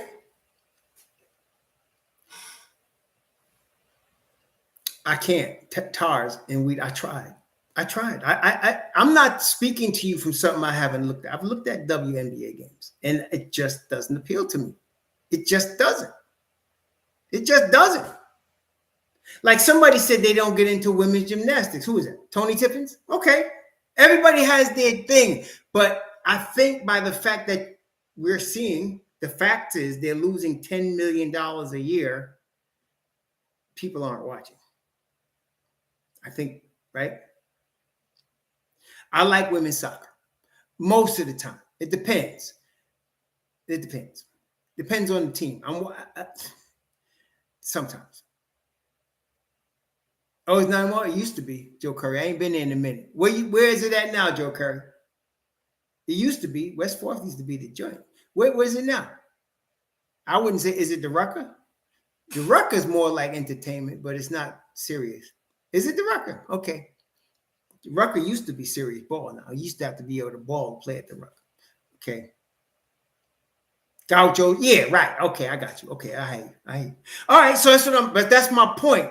For her to say that the Liberty's playing the best basketball in New York, you trying to not only down the Nets and the Knicks, which come on, stop it, and then you down it even like people like that would really go out to watch the Rucker or watch the Gauchos. People go out there and watch and pay to watch. Okay, and that's not even televised. Right. But overall, if you're losing $10 million a year, you're not getting the viewership. You're not getting the interest that you think you should be getting, right? If you're not making any money and they're spending a lot of money to market you and you're not making any money, there's a problem. Is that correct or not? There's a problem. You're losing $10 million a year for 20 years. You're losing 10 million at least every year. And they're putting you out there in commercials with NBA players. They're marketing your league. They're doing everything they can to market you. And you're losing $10 million per season. I don't know. And that's the thing. I don't know what they need to do. I honestly don't know what they need to do. I don't know what they could do because it's just, for me, I don't like the product. I'm not interested in the product. I like watching women's college ball better than watching WNBA ball. I just like the energy, the atmosphere in the college level is different. I just like that better. I'm not into the WNBA, man. I don't know. They're trying to play like men and they're not men, man. I agree. That's right, Keith Blocker. That's what I'm saying. And they're trying to act like it's a discriminatory thing. It's marketing. It's marketing. It's not discriminatory. It's marketing. Keith is right. It's marketing. Right? Either somebody wants to watch you or they don't. It's just as simple as that. Yeah, I could watch college volleyball. Yup. I could watch college volleyball now. I ain't gonna front. I could watch that, Rich M, no doubt. And I don't care what teams it is. I don't care what teams it is. I can watch them. Well, even if, let's say, Tony, you did know when it was going. Let's say you did. Let me ask you all a question. During the week of, if you had a choice now, during the week of the draft, the NBA draft, which is in June, followed by free agency, and let's say you have the NBA draft followed by free agency, and you have the WNBA All-Star game, what are you watching? What are you watching? We're not even talking about NBA games. Just, are you watching the NBA draft and free agency, or are you watching the WNBA All-Star game? What are you watching? That's what I'm saying. That's the real, man. I'm watching the draft. I'm watching. Come on, man. I'm not watching WNBA. And don't let there be track and field going on. If track and field is out there, I don't care if it's the Diamond League or wherever. I'm watching the track and field. There's no doubt. I'm watching track and field. Okay, I'm watching that. And the draft. I ain't watching WNBA. You know what I mean? I'm not. Right? There you go, Keep Block. Oh my gosh. Yeah. Brazilian volleyball. That's what I'm saying. Okay. Jose's crazy. Oh, but that's what I wanted to bring up. So they keep bringing these political things into entertainment. You can't do it. It's not going to work. You're not going to cause people to feel so politically sorry that we're going to watch a product we don't want to watch, especially if you're asking us to pay for it. It's not going to work. You got to make the product more appealing. I don't know how they would do it. Can they have a whole bunch of Tia Coopers out there? If they were playing a whole bunch of Tia Coopers, okay, we might want to say that, right? But they can't. So I don't know. I don't know what they're going to do. I don't know what they're going to do. But bringing these females trying to act like men and trying to get that to appeal to people, forget it. This is the thing, y'all. In terms of entertainment and sports entertainment, who watches more, women or men? I'm telling you this. I don't have any stats for this, but I'm going to tell you right now. Men will watch more women's sports than women do. I mean, forget the men's sports. Men's are going to watch that. But I'm saying as far as women's sports, you will find more men watching women's sports than women. You want to see who's watching the long jump championships? You want to see who's watching the pole vault championships, the 100 meters, the 200 meters, the 400 meters, the 800 meters? Men are going to be watching that. Men are going to be watching that. Okay? Men. You'll get some women watching it, but nowhere near what you're going to get as far as men watching it. I'll tell you that right now. And that's with all sports where women are making money. All sports where they're making money. I'm talking about soccer is worldwide, one of the biggest sports worldwide. People are going to watch soccer. That's why they make money internationally watching soccer. But then you got track and field, you got gymnastics, you got tennis. More men are going to be watching that stuff. More men are going to be watching that. Yeah, soccer, as far as is probably the biggest sport in the world, worldwide. When you're talking about, 7 billion people, you probably get a good billion watching soccer. So, and people that love soccer. So they'll watch women's soccer or they'll watch men's soccer because they love soccer. They call it football, right? So they're going to watch football worldwide, period, because people like to watch football. But other than that, men are going to be watching the women run track, do gymnastics, platform diving, figure skating. Men are going to be watching that. Even the MMA and the boxing, which I don't watch, but I tell you what, you're going to see more men watching that than women. More men will watch that. So what I'm saying is, if that's the case, if what I'm saying is true, right? If I'm telling you all the truth, if I'm not being prejudiced, if I'm just telling you how it is, then you have to attract men to the WNBA. You can't make the WNBA successful by attracting women to it. You must attract men to it. Men are going to be your entertainment spenders. Men are going to be the ones. I know you want women to be, it sounds like a nice story. You get little girls to dream to become whatever. But you really want to make money, you better learn how to attract men to your sport. That's it. Period. Triple jump. Right. Man, please. Yeah, there's some sisters out there. And some of them are not even like the most attractive women in the world, but I like watching them do that. The sister that's from, where's the sister from? Is she from Portugal? She's a tall, gangly sister, or she's from Brazil. Tall, gangly sister. Can't nobody beat her in the triple jump. But she's good. I like watching the triple jump. She makes it look pretty. Okay. There's some women that they just make the sport, they just make what they're doing look pretty. They may not be the prettiest people as far as attractiveness, but when they're doing their sport, they make it look attractive. They make it look attractive. Okay. And that's something, man. That's something to be said for that. And that's why the WNBA has a problem, and I don't know how they're going to solve the problem at all. I really don't know. I don't know how they do it. I don't know. But they're not going to get, I don't want to watch it the way it looks right now. Exactly, Michael Drake. And who's watching Simone Biles? Well, you got little gymnastic girls watching it. Yeah. But I'm telling you, she's not making all her money from little gymnastic girls. She's making her money because men are watching her. And I will watch her. Yes, I like watching Simone Biles. Okay, I like watching Simone Biles. And that's what I'm saying. Men are watching her. Okay, there's grace, there's power, there's beauty. Okay. And of course, there's competition. There's grace, power, beauty, and competition. All of it's right there. It's all packed up in that. And what she does. Same thing with Allison Felix. Exactly. Allison Felix. And this is the thing. You bring up a good one, Michael K, for me, because I love watching her run the 200, the 400. And I'm honest with you, she's attractive, but she's not the most attractive woman I saw out there. Okay, she's not. But when she runs, it's like watching a gazelle run, man. All right, Michael K, am I right? It's like watching a gazelle run. It's like watching an animal run in the wild. It's beautiful, man.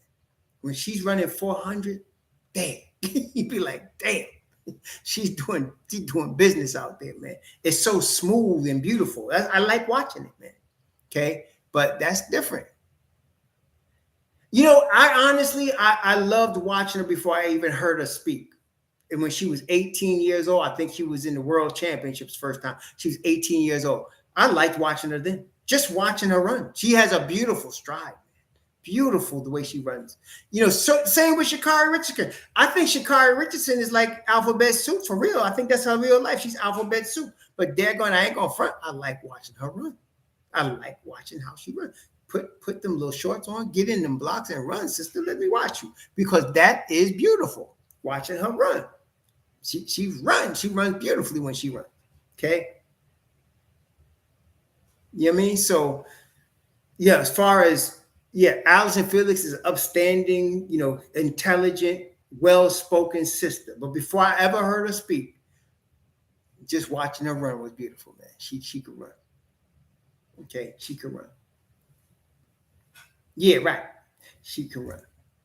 So yeah, the Jamaicans. Oh my gosh, the Jamaicans. Yeah, you could run. And the thing is, like, look, there was a sister that was world champion, multiple time Olympian for Jamaica called Veronica Campbell Brown. She was bad.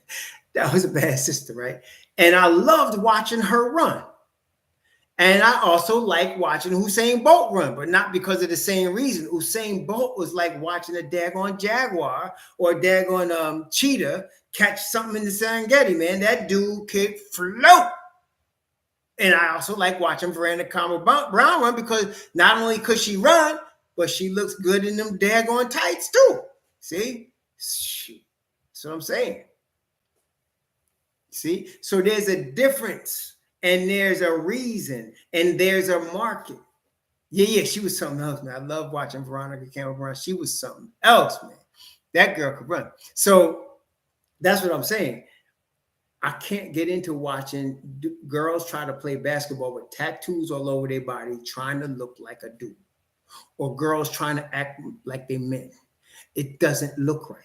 It just doesn't. It doesn't appeal to me. Now there's people that it appeal to, but they don't appeal to me. And apparently, there's not enough people that appeal to because they're losing $10 million a year. They're losing $10 million a year. Okay, simple as that. So if you know, like I said, I don't know what they have to do to make it more appealing to men, because that's what it has to be. If you want to make money in sport, you need to appeal to men. What happens? You appeal to men, you get enough men watching you, and then if you get big enough in a team sport, you get gambling on it, and then it really takes off. You're talking about gambling now. Now you can start taking off because the gambling money comes in, right? And so that may take off. But right now they're having a problem. You're not gonna get enough money in your sport by just trying to appeal to women. It's just not going to work. It's just not going to work. Not going to work. It's like on YouTube. You get a dude talking politics on YouTube, you'll get some people. You get a female in some tights doing a workout on YouTube, and she's going to get 1 million followers. That's the truth. You get a female in some tights doing anything she want to do, and she's looking good, she's going to get 1 million views. She's going to make her money. And I know that sounds sexist. You can call it whatever you want to, but that's how she's making her money. Okay? That's how she's making her money, period. That's how it happens. You can get a female talking politics and she just running them out. Ain't nobody going to hear. Nobody cares. Same female puts on bikini and she starts doing push-ups or weights or whatever you want to see. 10 million views. And why? Is it women watching her? Yeah, some women watching, but it's men that are watching. It's men that are watching. Okay, that's how this thing works. Y'all may not like it, but I'm just telling you that's how it is. That's the real. That's 100%. That's what it is. So WNBA is not making money because nobody's watching. Nobody's watching because it's not appealing to anybody. Not enough guys like to watch women act like men. Not enough guys like to not watch women with all these tattoos on them and trying to act like they dudes. They're not dudes. There's a different beauty to a woman's sport than there is to a men's sport. There's a different beauty, a different attractiveness to it. There's more of a grace to it that causes a man to watch. Okay? I'm just trying to be real. So that's why I can't get into the WNBA. I'm just saying, I can't. And they trying to push it. Yeah, act like we're supposed to feel guilty because we don't like the product. That's bullcrap. If the product was good, we'd watch it. If it was not, we're not. Period. What? Oh, I got to do my deed for the public today, so let me watch this tattooed up girl try to play like a man in basketball. Come on, man. Stop it. Stop it. No. No. Sorry. I'm sorry. But no, that's not going to work. Not going to work. We need to see something that attracts us. That does not do it. Does not do it. Okay. Yeah. So anyway, baseball makes money, Knicks Nation. Baseball makes a lot of money. The reason baseball, one of the reasons, not the only reason, but one of the reasons or two of the reasons baseball makes a lot of money is because they play 162 games. It's like a traveling circus. So like, the NFL plays what, 18 games, 16 games? The NBA plays 82 games. Hockey plays like a lot of games, but baseball plays 162 games. They spend 2 or 3 days in a city, and that's why they make more money. There's more. It's like a traveling circus. You ever see these traveling circus? These traveling, they go to the parking lot and they set up, and then they go to another city. They make a lot of money because they go to a lot of places. Same thing with baseball. Then you add beer sales. Beer sales make a lot of money for baseball. Beer makes a lot of money for baseball. Then you got, on top of that now, the television. You got the television. So you get all of that, and you got money coming in for baseball, which is why they're paying dudes $300 million. It's a lot of money out there. A lot of money for baseball. Okay? A lot of money. It's different. It makes the most money of any sport, baseball. Okay? Because of that. Yeah, I can't. I just can't, right? I'm with you, Michael Drake. Can't do it. Sorry. It's not attractive. No pun. It's not attractive to me. It's not drawing me to watch it. I can't. I'm not mesmerized, okay, by watching it. Now, yeah, baseball, right. People buy all that stuff. It's still family stuff. You buy that stuff for baseball. And there's 162 games. So you can see, yeah, that's what I'm saying. It might sound sexist, and they try, and that's what I resent, the fact that people are trying to make it into something sexist. If it was attractive, people would buy it. The fact that you're losing money, nobody's buying it.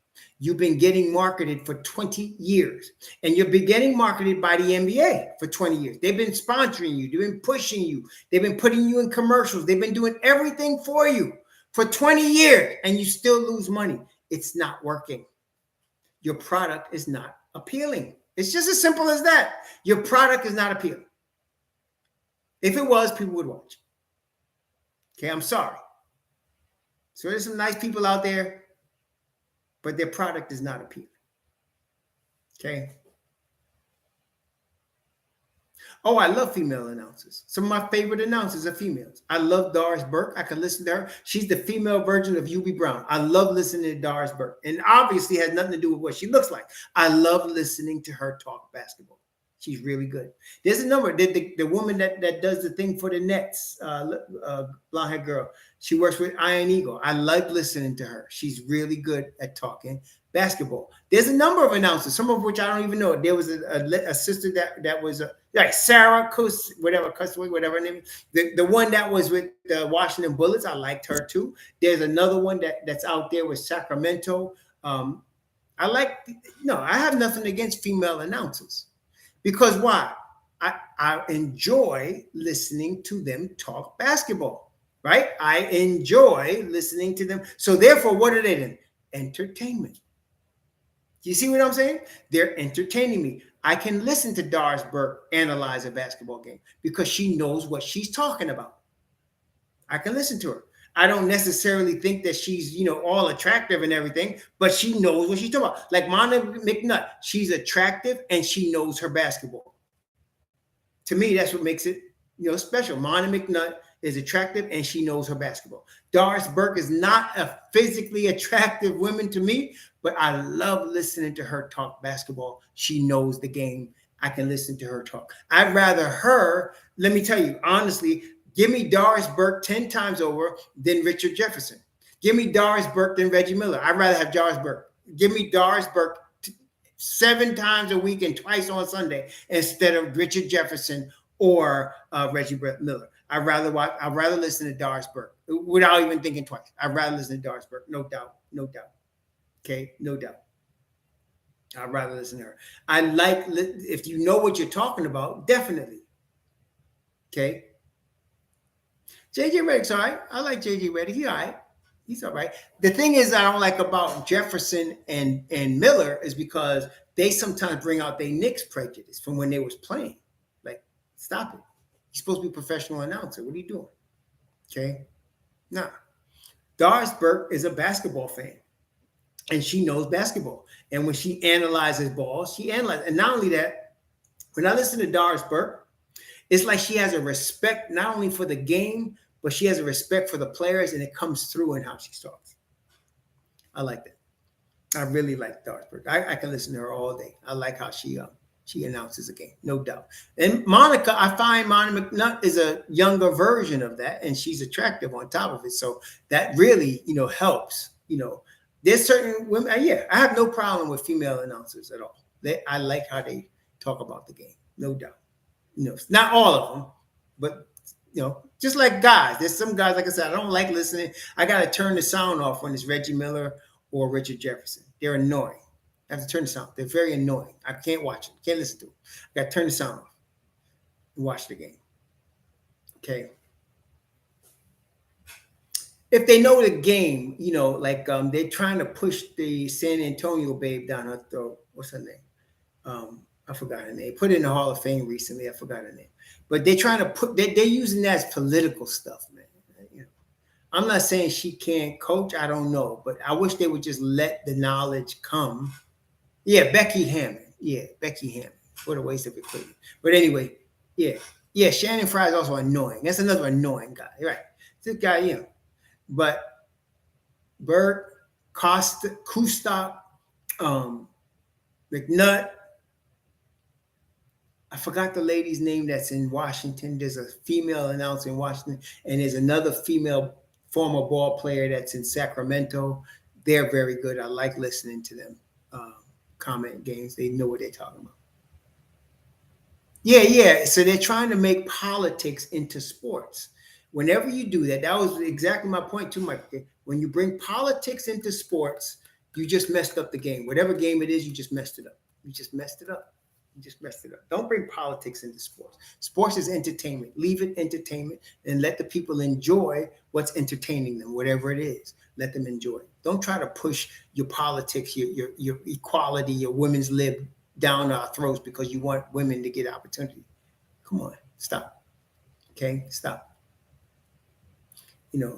And I think Becky Hammond, I'm not saying she don't know basketball. I don't really listen to her. I've seen her, on the sideline. But if she can really coach, somebody would hire her. Even they use the greatest coach in NBA history. He brought her on in there, and nobody's hired her to coach a team. I wouldn't want the Knicks to hire her. I don't want to be the experiment. We're trying to win. You saying so? No. Is that her name, Andrew? Lauren? Okay, I never knew her name, but I like listening to her with. She announces next to this dude, and I like listening to them announce games. She knows basketball. I like listening to somebody that knows something about basketball. She knows basketball. Yeah, Pop taught her. Pop got her on the payroll, and to me, they're using Pop to give her that opening, right? But ain't nobody else bringing her on. Ain't nobody else bringing her on. Okay, like I said, she came in, and I think they're just interviewing her for political reasons. Nobody was planning on hiring her. Okay, and again, I don't know if she knows basketball or not. I don't know. If she's being taught by Pop, you gotta have an assumption that she's gonna pick up some stuff because Pop is a genius. But I don't know. Hey, son from Brooklyn, what's up? But I don't know. I just like I said, man, I can listen to some announcers because they entertain me. Period. They entertain me. If I'm looking at Becky Hammond, I don't see Tom Thibodeau. See, some of y'all don't like, a lot of y'all don't like Tom Thibodeau. I love Thibodeau. I love when he gets yelling. I love when he gets into the ref's grill. I love Tom Thibodeau, man. Like one time this past season, I don't know if you remember, they had to do a replay, and Thibodeau came and he was barking at the ref. The ref said, "Hey!" and he had to push her away. I like that. That's what I'm saying, man. I love that fire, man. I love that fire and passion and intensity that you could only get from a dude like that. I love watching that, man. Somebody said when they were hiring him, I can't stand listening to him. So I said, man, I don't know. I want to hear him. That's somebody that cares. That's somebody that wants to win. That's somebody that's fighting every game. I want to see it. Yeah, you remember that? See, the ref said, stop. He was barking. I was like, Tim's crazy, man. Oh, man. Oh, man. Was it versus the Bulls game? I don't remember what, but it was crazy. I was like, that made me laugh. I was like, that Tim's crazy. But that is what I want to see. That's a coach that gives a crap. That's a coach that wants to win. I don't care what you think about him, overplaying or whoever, playing too many minutes, whatever. That's the guy that cares. That's what I'm saying. That's a guy that cares. That's a guy that's in the game. He wants to win. Okay. He might make mistakes or whatever, but you cannot question the fact he's trying to win every minute of every game. I love that. I love that, man. That's what I like watching him play. That's what I'm saying. So I don't know what Becky would bring, and that's not a good name to start off. That's not a good name to start off. You want to be your first female coach. Who we hiring? Becky. How does that sound? You're going to hire Becky. It's almost like saying you hiring Karen. You know what I'm saying? Or hiring Becky. That don't even sound right. Like I said, man, I don't know what they're going to do. I don't know what they're going to do, y'all. I have no idea. I hope they get more Doris Burks and Kustaks in there, though. I like them. Let them come on. Yeah, I like, you know what? If you're talking about representing New York, you can't get no better than that. I'm not saying you can't get a better coach. Okay, Popovich would be a better coach. Maybe Eric Spoelstra might be a better coach, but even Eric Spoelstra is entertaining too. But you talk about representing the grit and grind, the toughness of the New York. You know, we're not talking about the elite on the East Side living in their ivory towers. Or we're not talking about that. Or the people living in Greenwich, or living in certain parts of New Jersey. No, we're talking about the people that's the grit and grind, the people from the project, the people that's representing. We talking about that. That's Tom Thibodeau. That's Tom Thibodeau. That's Tom Thibodeau. The people representing Harlem, the people representing the Bronx, the people representing the BKLN. We talking about Tom Thibodeau. The grit and grind, the garbage men, the people there, the people that's doing the subways, the MTA dudes. We talking about Tom Thibodeau. The dude out there selling the Knish. That's Tom Thibodeau. The taxi driver. That's Tom Thibodeau. That's what I'm talking about. Exactly. That's what I like about him. Yeah, he makes some mistakes. Yeah, he does some dumb things. You be like, Dad, why didn't he play this? Why cut this? Yeah, but you cannot deny he is trying to win every single ball game. And he's playing every game like it's a game 7. That's right. LIRR, MTA. He's that dude, man. He's that dude. I don't care. You can call it no offense. I don't care what you call it. He wants to win. And you can hear him on the sideline trying to win every single game.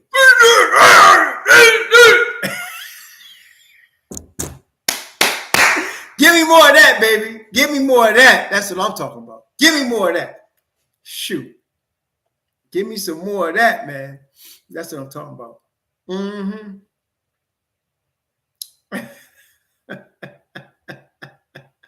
Oh, man. So, yeah, anyway, we were talking about WNBA. That's why I'm not into it. I don't know how they're going to fix it. It ain't making no money. Ain't nobody watching it. So, whatever. And you're not going to shame me into saying, well, you hate women. Come on, man. I love women. Great. Shoot. I'm into some women now. But you gotta attract me to watch you. Otherwise, I ain't watching you. Okay? You gotta attract me to watch you. Otherwise, I ain't watching you. And it's not my fault I ain't watching you. It's your fault. Simone Biles ain't gotta, she ain't gotta beg me to watch her do a floor exercise. Sha'Carri Richardson ain't gotta beg me to watch her run 200 meters. She ain't gotta beg me to do that. I'll watch her. Oh yeah. Okay. Sisters ain't gotta fight me if they doing triple jump. I don't care where in the world they from. Let me see you do them triple jump. Let's see you do it. Go on. That's all I'm saying.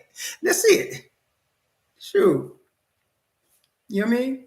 Allison Felix ain't got to beg me to watch her run 400 meters. I will watch the sister. She will glide through that 400 meters and I'll watch her. Yeah, I want to see it. Okay? So come on now. You going to try to shame a brother? Because what? Because nobody wants to watch you act like a man with tattoos all over your arms and chest like you a man? Come on now. What? You could be somebody's husband if you want, but that ain't gonna cause me to watch you play basketball. Stop it. Come correct or don't come. That's what I'm saying. So, yeah. Anyway, I just wanted to go through those things, get that off my chest. Yeah, she was in prison in Russia because she brought marijuana with her. I don't know if she was bringing it into the country or out of the country. She brings some sort of marijuana paraphernalia, and they crack down on her, and they're not into the alphabet soup in Russia. Yeah, they're not into the alphabet soup in Russia. Putin ain't having it.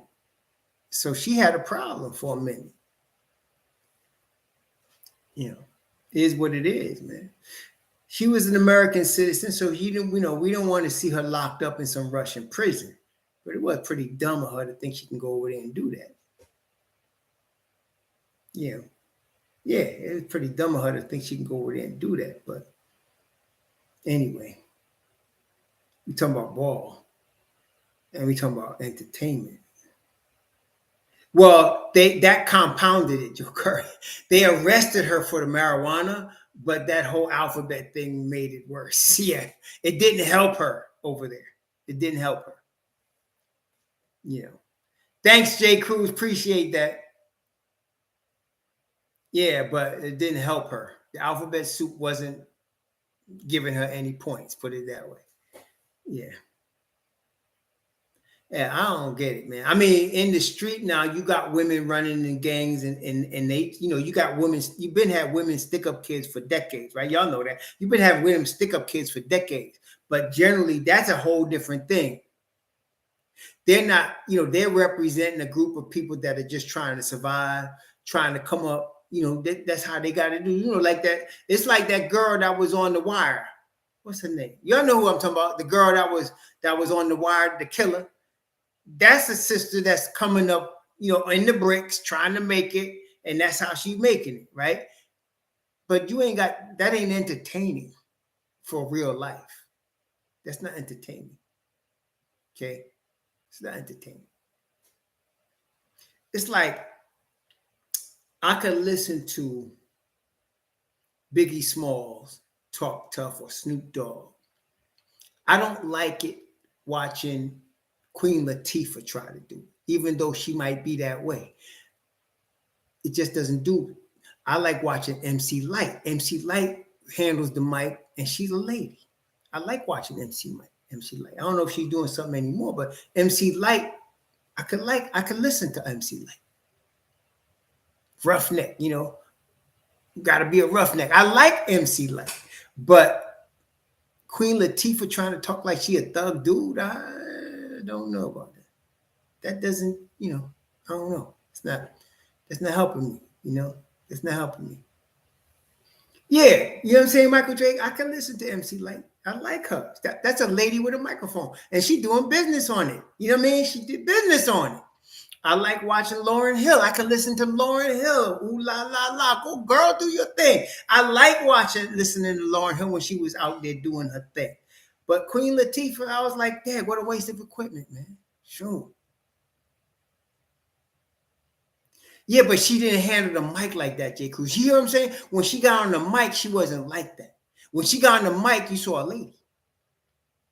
Right, exactly. How she projects, how she carries herself. That's what you're talking about. You know what I mean? I'm saying. I don't think MC Light. If MC Light is alphabet soup, she must be B because she like dudes as far as I remember. She like dudes as far as I remember.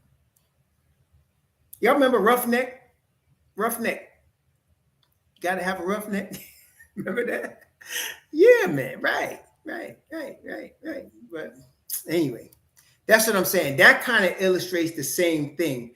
You see an MC Light and you see Queen Latifah. That's the difference between watching Allison Felix run 400 meters and watching Brittany Griner play basketball. You see what I'm saying?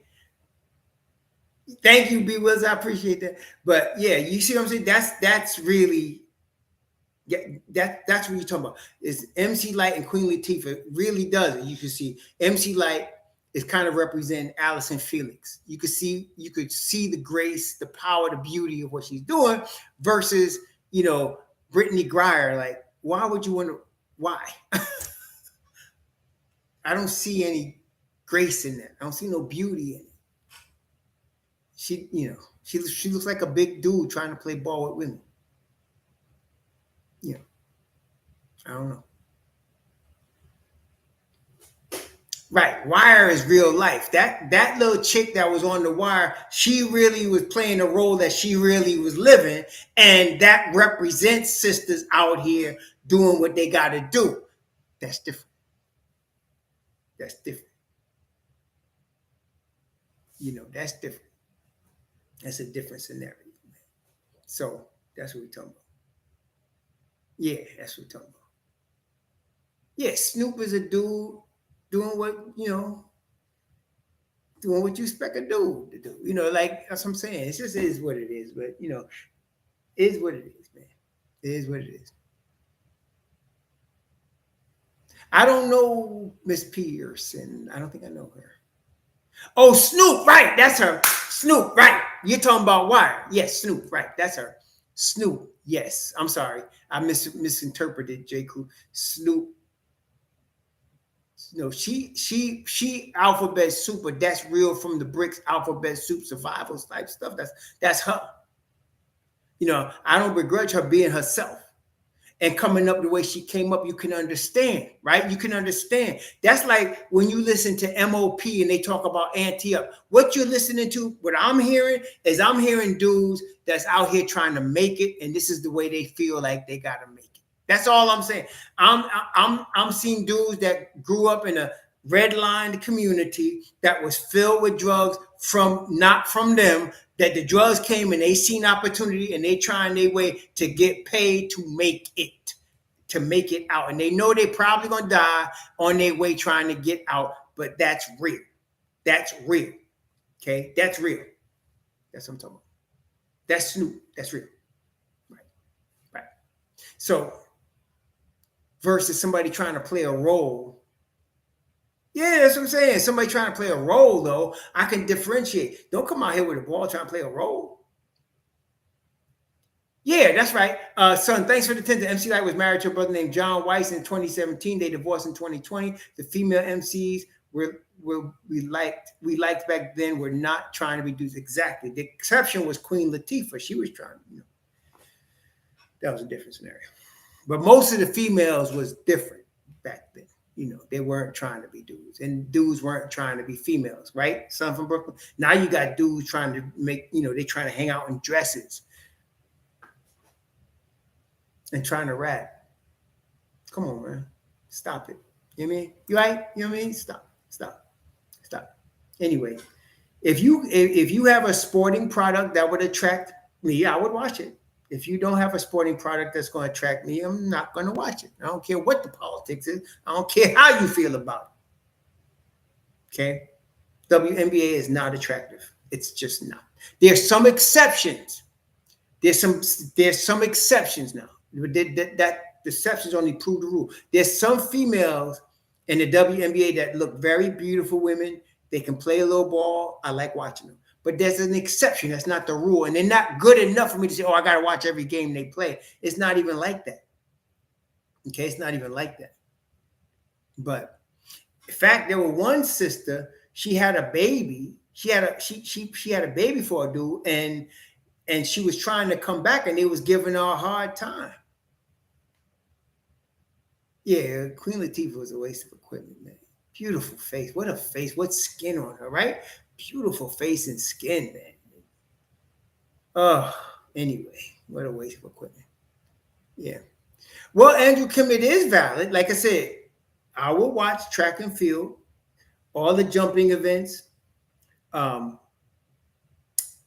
I like the sprints all the way up to middle distance, 800 meters. I can watch that. I like that. I could watch track and field, female track and field. I could watch female figure skating. I could watch platform diamond. I even like, we're talking about Olympic lifting. I like watching not the big women. I'm talking about the ones that are like from say like 110 pounds to like 160 pounds. I could watch them. Yeah, I could watch them for sure. And if you see what that sport does for certain parts of their anatomy, you would understand. You'd understand.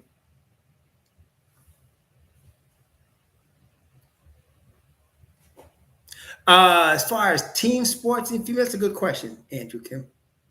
I could watch some soccer sometimes. I like watching female soccer sometimes. Um, that's a good question. Team sports. I like watching college basketball, female college ball. I could watch female college ball.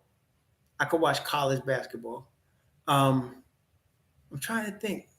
Aside from college ball, volleyball. I could watch college volleyball. Oh yes, that's a team sport, isn't it? College volleyball. I could watch college volleyball. Yep. Double yep. I could watch college volleyball. For real, for real. I could watch that. I could watch college basketball. Um, Sometimes soccer, depends on the team. Sometimes softball. Sometimes I could watch some softball too. But I admit I have a couple of friends that play college softball, and they're just friends of mine that caused me to get closer to the game, to watching it.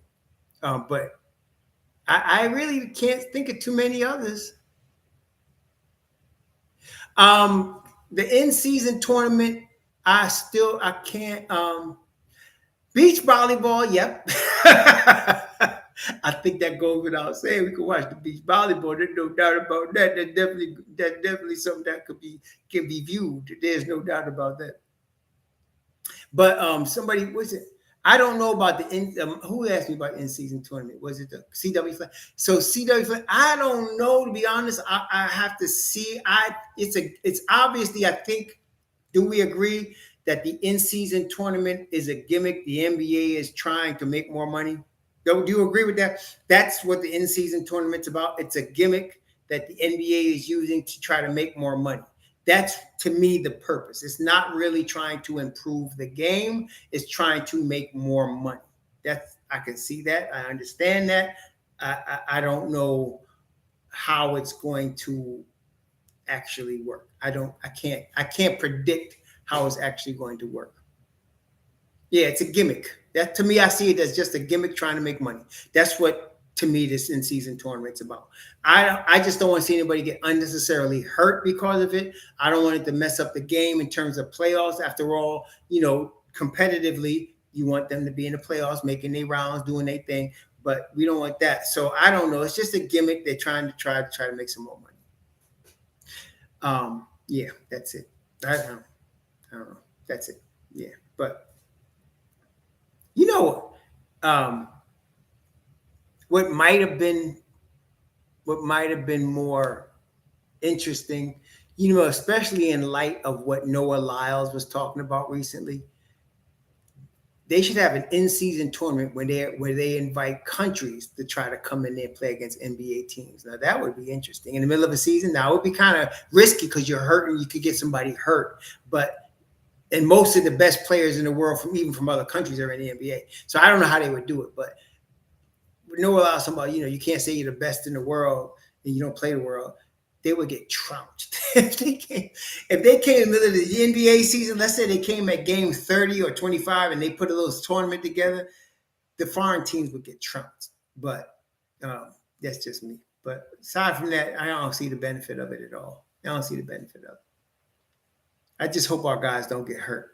That's all I cared about. I didn't even want our guys in FIBA. I didn't want to see Brunson, Hart, or RJ in FIBA. I just wanted them not to get hurt. The fact that they came out and didn't get hurt, that was a win for me. Just don't get hurt, okay? It ain't helping the Knicks. Just don't get hurt.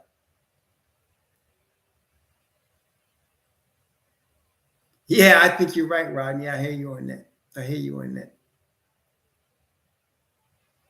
Yeah, you might be right about that, Knicks. He said they're trying to draw more attention in the beginning of the year. The attention starts coming, I think, around Christmas time because people start really tuning in at Christmas, but then they lose a little thing in January, February. The All-Star game comes, and then there's coming down the stretch. But those of us that are NBA fans, which apparently they earn $10 billion a year in terms of revenue, in terms of profits, $10 billion a year in profits. Somebody's watching, so they're doing all right. Yeah. And they're supporting the WNBA. They're completely supporting them. If the NBA wasn't giving its support, the NWA, I would dare say, wouldn't even exist anymore. They wouldn't even exist. If the NBA, and they're still losing $10 million a year, but if the NBA wasn't supporting them, they would not even exist. They wouldn't even exist. They'd be done already. Yeah, En Vogue. Oh, yes. Thank you, Carrillo. That's right. En Vogue. Oh, Lord. They don't make sisters like that no more. They just don't. They don't make sisters like that no more. Woo. Yeah. Mm-hmm. Yeah, Africa, but that's another thing though, Joe, because I don't know. I mean, we'll have to see, but I think, you know what though, Joe, let me ask you a question. This is an interesting question, serious question for Joe Curry and everybody else in it, because Joe kind of stirred this up. So listen, let me ask you, what do you think if the NBA took all of the money that it uses to support the WNBA and was supporting basketball development in Africa, do you think you'd get more African stars than you get in WNBA stars? What do y'all think? So if you took all of the money, $100 million a year or more, that they're putting into the WNBA and they put it into Africa, let's say they just said, we're going to put this money and we're going to develop NBA players in Africa. Do you think they get more? Yeah, they get way more return. Why? Because you develop more stars coming out of the continent of Africa, and you get more men watching. Is that correct or not?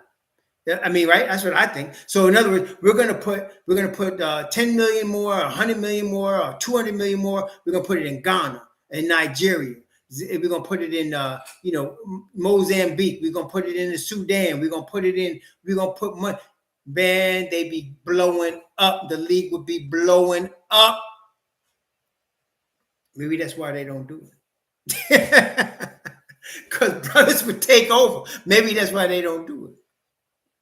Because if they put all of that, and then look, you start having the young African players with LeBron, with Stephen Curry, in commercials, it wouldn't take 20 years for it to blow up. I'll tell you that right now. Wouldn't take 20 years. Thank you, Prem Chatu. I appreciate the love, man. Thank you. My pops is getting better. I got to get ready to get out of here. I got to go see my daddy. But yeah, it would blow up. So yes, Joe Curry brought up a good point. If you started investing in Africa, you get a bigger return. Yeah, Giannis is African. He's Nigerian. He's Igbo tribe, but his family, he was born and raised in Greece. MB was from a French-speaking country. What's the Cameroon? MB was from Cameroon. They brought him over like they did when they brought over the guy from Houston there, Olajuwon. Olajuwon came from Nigeria, I think. Was Elijah? I think Elijah was from Nigeria. Giannis is from Nigeria, the Igbo tribe, and then you had Embiid is from Cameroon. And you got a lot of there's a lot of Nigerians now in the, I mean, as far in terms of relative Africans come to the NBA, you got a lot of Nigerians coming to the NBA. Yeah, Akeem was Nigerian, and you got a lot of people from the Igbo tribe and the Yoruba tribe. Those two tribes seem to dominate the NBA as far as African tribes. Yeah, but Embiid is from Cameroon. Giannis' family is from Nigeria, but he was born and raised in Greece. Like Frank Ntilikina's family was from, I forgot where's Ntilikina family from? I know they escaped to Belgium, but they were Rwanda. Ntilikina's family came from Rwanda. They escaped to Belgium, and then he got signed by a French team when he was 15, something like that. Yeah. But Ghana, Ivory Coast, I don't know any players from those two nations. I'll stop it, Andrew. But but Ntilikina was from Rwanda. They were from Rwanda, and they went to Belgium. Sudan, I don't know anybody from. Oh wait. Isn't Bol from the Sudan? His father, Manute Bol. I think he's from Sudan. I think Manute Bol was from Sudan, if I'm not mistaken. Yeah, I think Manute Bol is from Sudan. Yes, Siakam is from Cameroon, just like Embiid. Is Luol Deng from Sudan? Luol Deng, I think, is from Sudan. Yeah, Bol and Deng, right. They both from Sudan. But most of the players that are from Africa, if I had to guess in terms of numbers, are from Nigeria. They're from Nigeria. Like Okuru from Cleveland is Nigerian. I think even Victor, the guy that was from Indiana, played Indiana and just got hurt in Miami. I think his family's Nigerian. You got a number of players that are from Nigeria, even if they have like regular slave names from America. Some of them from Nigeria. And a lot of them from both the Yoruba tribe and the Igbo tribe. See, I'm pushing Igbo because that's my tribe. Yeah, Oladipo, I think his family's from Nigeria. You got a lot of cats coming from Nigeria, man. Yeah, a lot of cats coming from Nigeria. Yeah, Aiton is from the Bahamas. And I think Tim Duncan, if I'm not mistaken, is Tim Duncan from the Bahamas? Tim Duncan from the Bahamas? I think he was from the Bahamas. Patrick Ewing is from Jamaica.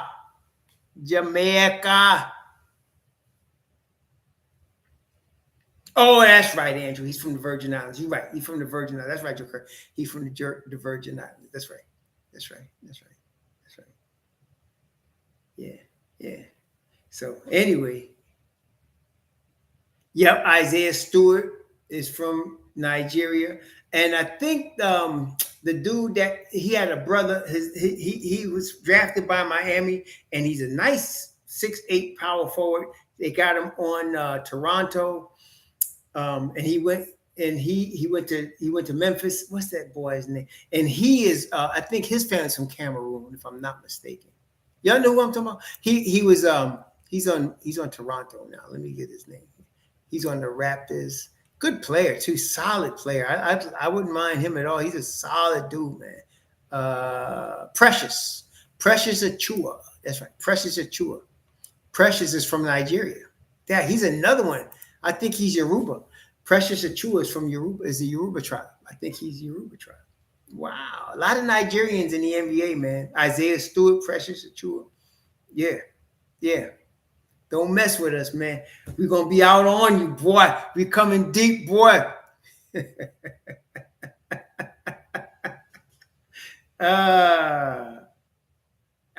Bobo, you think Tibbs is straight him out? I don't know. I don't know if Bobo will be able to hang out in the practice with Tibbs. Kind of lighting the behind, man. Yep, that's right. Odebayo is also Nigerian. That's right. There you go. Yeah. I don't think Bo will be able to make it through a couple of practices with Tibbs. I don't think so. He'll be on the injured list pretty quick. Is Polynese from Haiti? There was another dude. He was a shot blocker also from. He played for the Sixers. He was from Haiti too. He played for Seton Hall. I forgot his name. He played with them. Okay, Hamadou Diallo. Okay, I didn't know where he was from. Okay, see, we got some. We got some. So we kind of got enough of a sample, right?